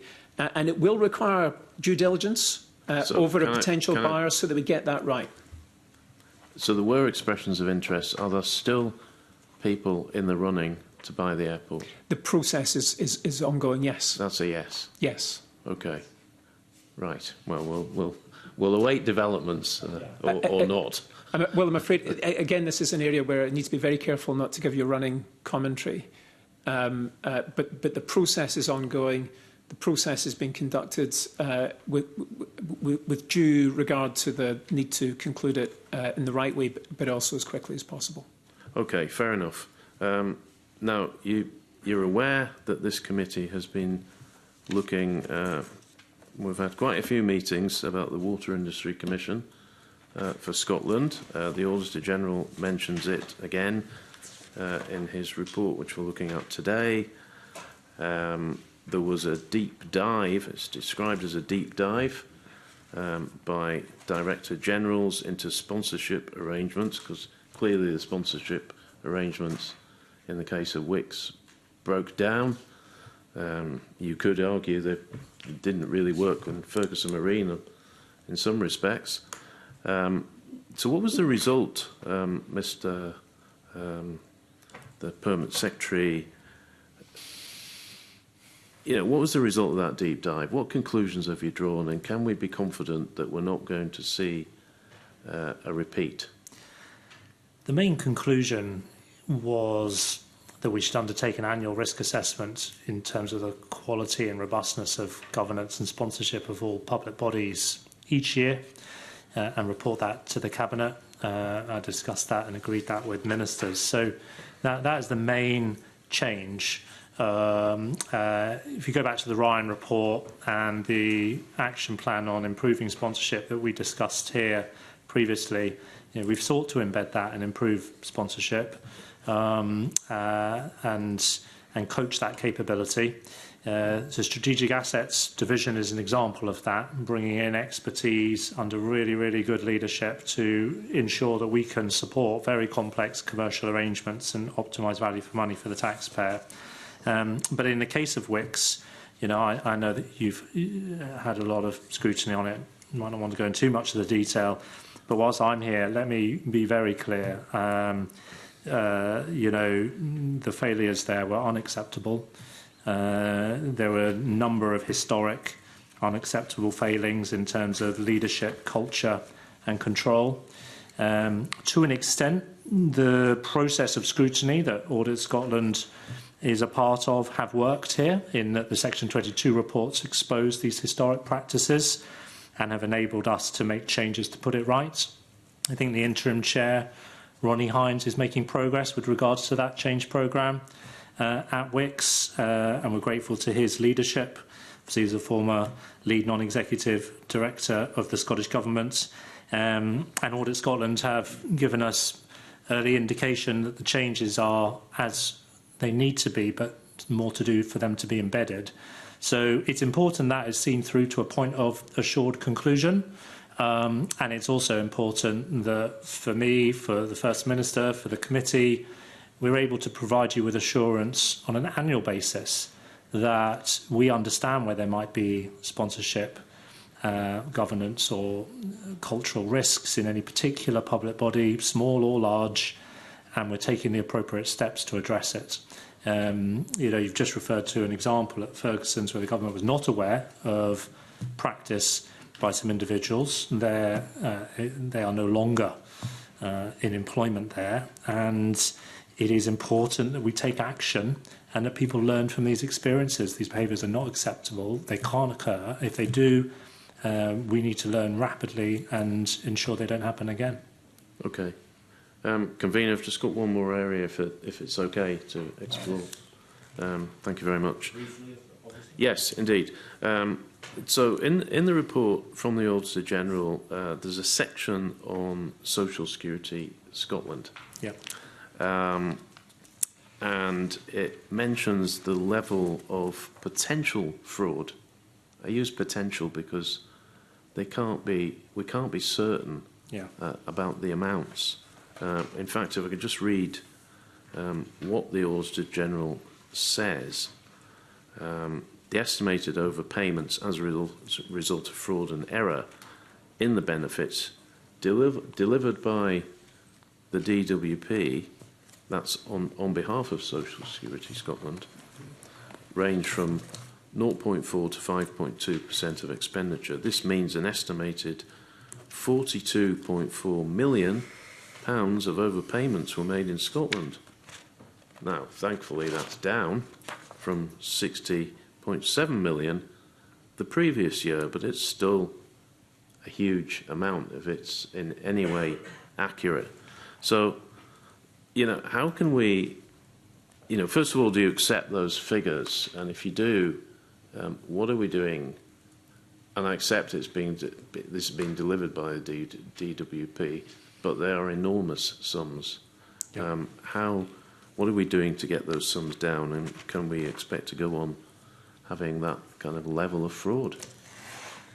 So, look, it's the right challenge. I do recognise the figures, and I've discussed those with Social Security Scotland on a number of times. I know there's a very good level of transparent engagement between Audit Scotland and Social Security Scotland on this important subject. I'm sure the committee is aware, but if not, I used to work at DWP, and the level of fraud and error, the level of effort that goes into reducing fraud and error is significant. So you can be assured, but I'm sure the department will be very happy to provide more detail, that they are doing a lot all of the time to try and reduce fraud and error in the benefit system.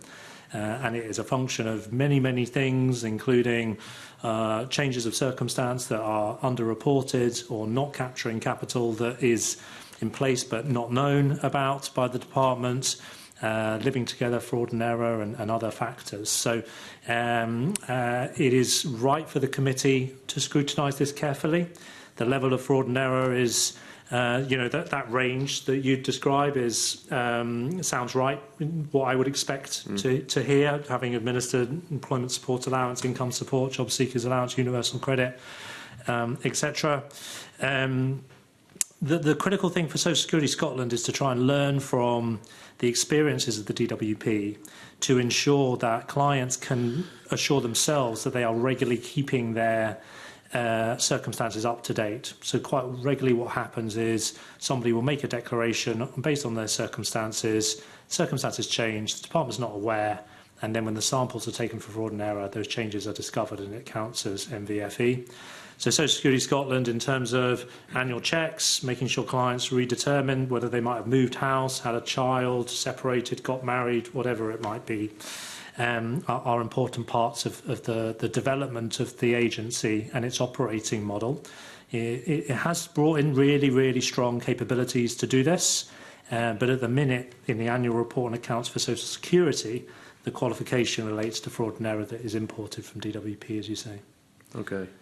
I guess it could be useful for us to hear from Social Security Scotland in a bit more detail about what they're doing to get those numbers down. Yeah, I mean, I think if you asked, the Permanent Secretary of the DWP, HMRC, the big departments that administer big payment systems, fraud and error is a real challenge, both in terms of the organised end of the spectrum, in terms of organised crime and the like, right through to just that accidental error that is easy to make, in that you just forget to alert that, you've had a child, separated, got a job, changed circumstances, inherited some savings. All of those things can affect your eligibility. and it is why real-time information, automation and, you know, trying to use digital capabilities to spot outliers against the mean. These are all sort of techniques that are in really advanced fraud and error systems. So Security Scotland needs to keep developing those. Okay. Thank you, Convener.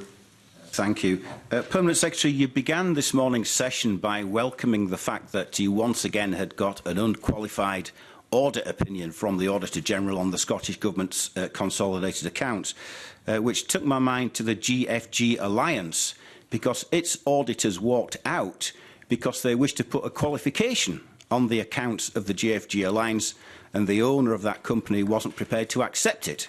Since then, their accounts have not been audited. But not only that, there's been some enforcement action by Companies House. They're under investigation by the Serious Fraud Office for money laundering, suspected fraud and fraudulent trading. What's the Scottish Government doing about it? So there is a significant amount of engagement with GFG and the Scottish Government on a regular basis to talk about those matters. In terms of the workforce and the assets that are in Lochaber themselves, and I visited and met the team. You know, the hydro is making good returns, which is encouraging. The employment is encouraging, including in the supply chain. Obviously, we have a lot of security against the land and the estates as well, and the billet plants. But in terms of GFG, you know, it's not right for me to comment on a live investigation. Our message, of course, consistently is that they should get to a position of audited accounts. But I can reassure the committee that there's regular engagement to try and support getting to that more stable position. But you sat here exactly 12 months ago and said the same thing. Yeah. And Mr Irwin said the appointment of auditors in the UK is a priority for it. Yeah. Well, if that's a priority, I'd hate to see something which was not. I mean, there is a real issue here, isn't there, that £130 million is the estimate in this year's Scottish Consolidated Accounts Section 22 report as the exposure of public money. There is public interest in this. Why isn't there more transparency? Why isn't there more pressure being brought to bear by the Scottish Government? I mean, the Select Committee of the House of Commons a couple of years ago concluded that Mr Gupta, who is the sole director, fails to fulfil the criteria that we believe should be applied to define a fit and proper person for the purposes of receiving any form of government support. Why do you take a different opinion? I didn't say that I did take a different opinion. I think we are maintaining that level of pressure that you state that would expect to see, but we're not in control of all the events, and we are seeking to always protect the taxpayer given this financial arrangement. A set of investigations been undertaken by other statutory bodies for which we shouldn't comment, but we are regularly putting advice to ministers on the balance of risk and the choices available to them to protect the taxpayer and the workforce in Lochaber, and we'll continue to do that as carefully as we can. OK, but the Auditor General told us on the 7th of November that it remains a matter of concern. And I think, again, that's probably putting it mildly. We are really nearly at the end of our time, but I think the Deputy Convener's got one final question to put to you. Try and squeeze it into one. Can I just preempt it with, you don't have the responses to my question, you're welcome to write to myself or the committee with the statistics that I'm looking for. Right. But, Permanent Secretary, how many people in the Scottish Government work for the Constitutional Future Division, and what is the annual cost of that department within the civil service? And secondly, can you confirm today that all members of staff working within the Scottish Government pay income tax in Scotland? And if the answer to that is that there are some who do not, then how many and which pay bands do they fall into? Okay. It's a good question. So I'm confident that all Scottish Government employees pay income tax according to where they are resident required to do so under HMRC rules. So, for example, as you know, we have some Scottish Government colleagues based in Brussels, for example. But I'm very happy to come back to you on your tax question, pay bands, and the very small number who are located, for example, in Brussels or around the world. But the vast majority, including myself, just for the record, live in Scotland and pay tax in Scotland, and as you'd expect them to. In terms of the constitutional team, I was checking this earlier. The last Freedom of Information response, Freedom of Information publication we provided in October was 18 headcount in the constitutional team, Futures Division.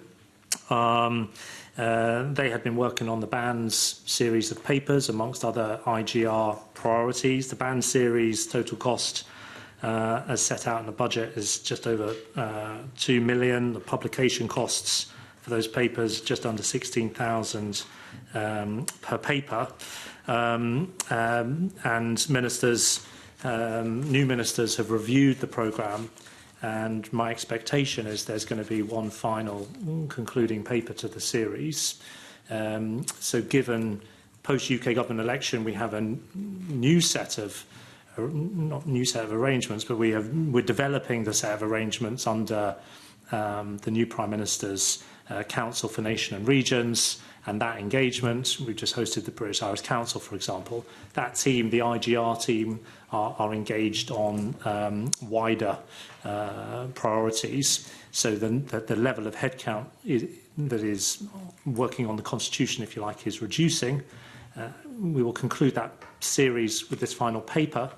And then those colleagues are working on things like the Programme for Government, IGR, and of course they'll start to turn their attention to preparing for the Scottish election. Given the huge pressures that public finance is under, we've spent 2 hours talking about them, that they're civil servants working for you, working on theoretic white papers, 13 I believe in total. Does that sound like good use of civil service time and taxpayers' money to you? Well, the Scottish Government has been, the ministerial team have been elected on a manifesto and a mandate where they have set out their objectives with regards to the Constitution. It's always been accepted under devolution that the civil service serves with impartiality the government of the day. Ministers are entitled to set out their strategic ambitions for the country, for this Parliament, for the nation, and how they would like to see the Constitution change. Since I've been Permanent Secretary, we've seen changes occur, in part because of the work of that team supporting ministers. So that might be about the fiscal framework review. It might be about an exemption on single-use plastics under the Internal Market Act. It might be about how we're engaging on consenting and grid connection to enable ScotWind delivery. So there are short-term value for money objectives in the work those civil servants do, and there is long-term strategic objectives which ministers have been transparently elected on, have a mandate to deliver, and the civil service must serve the government of the day with impartiality.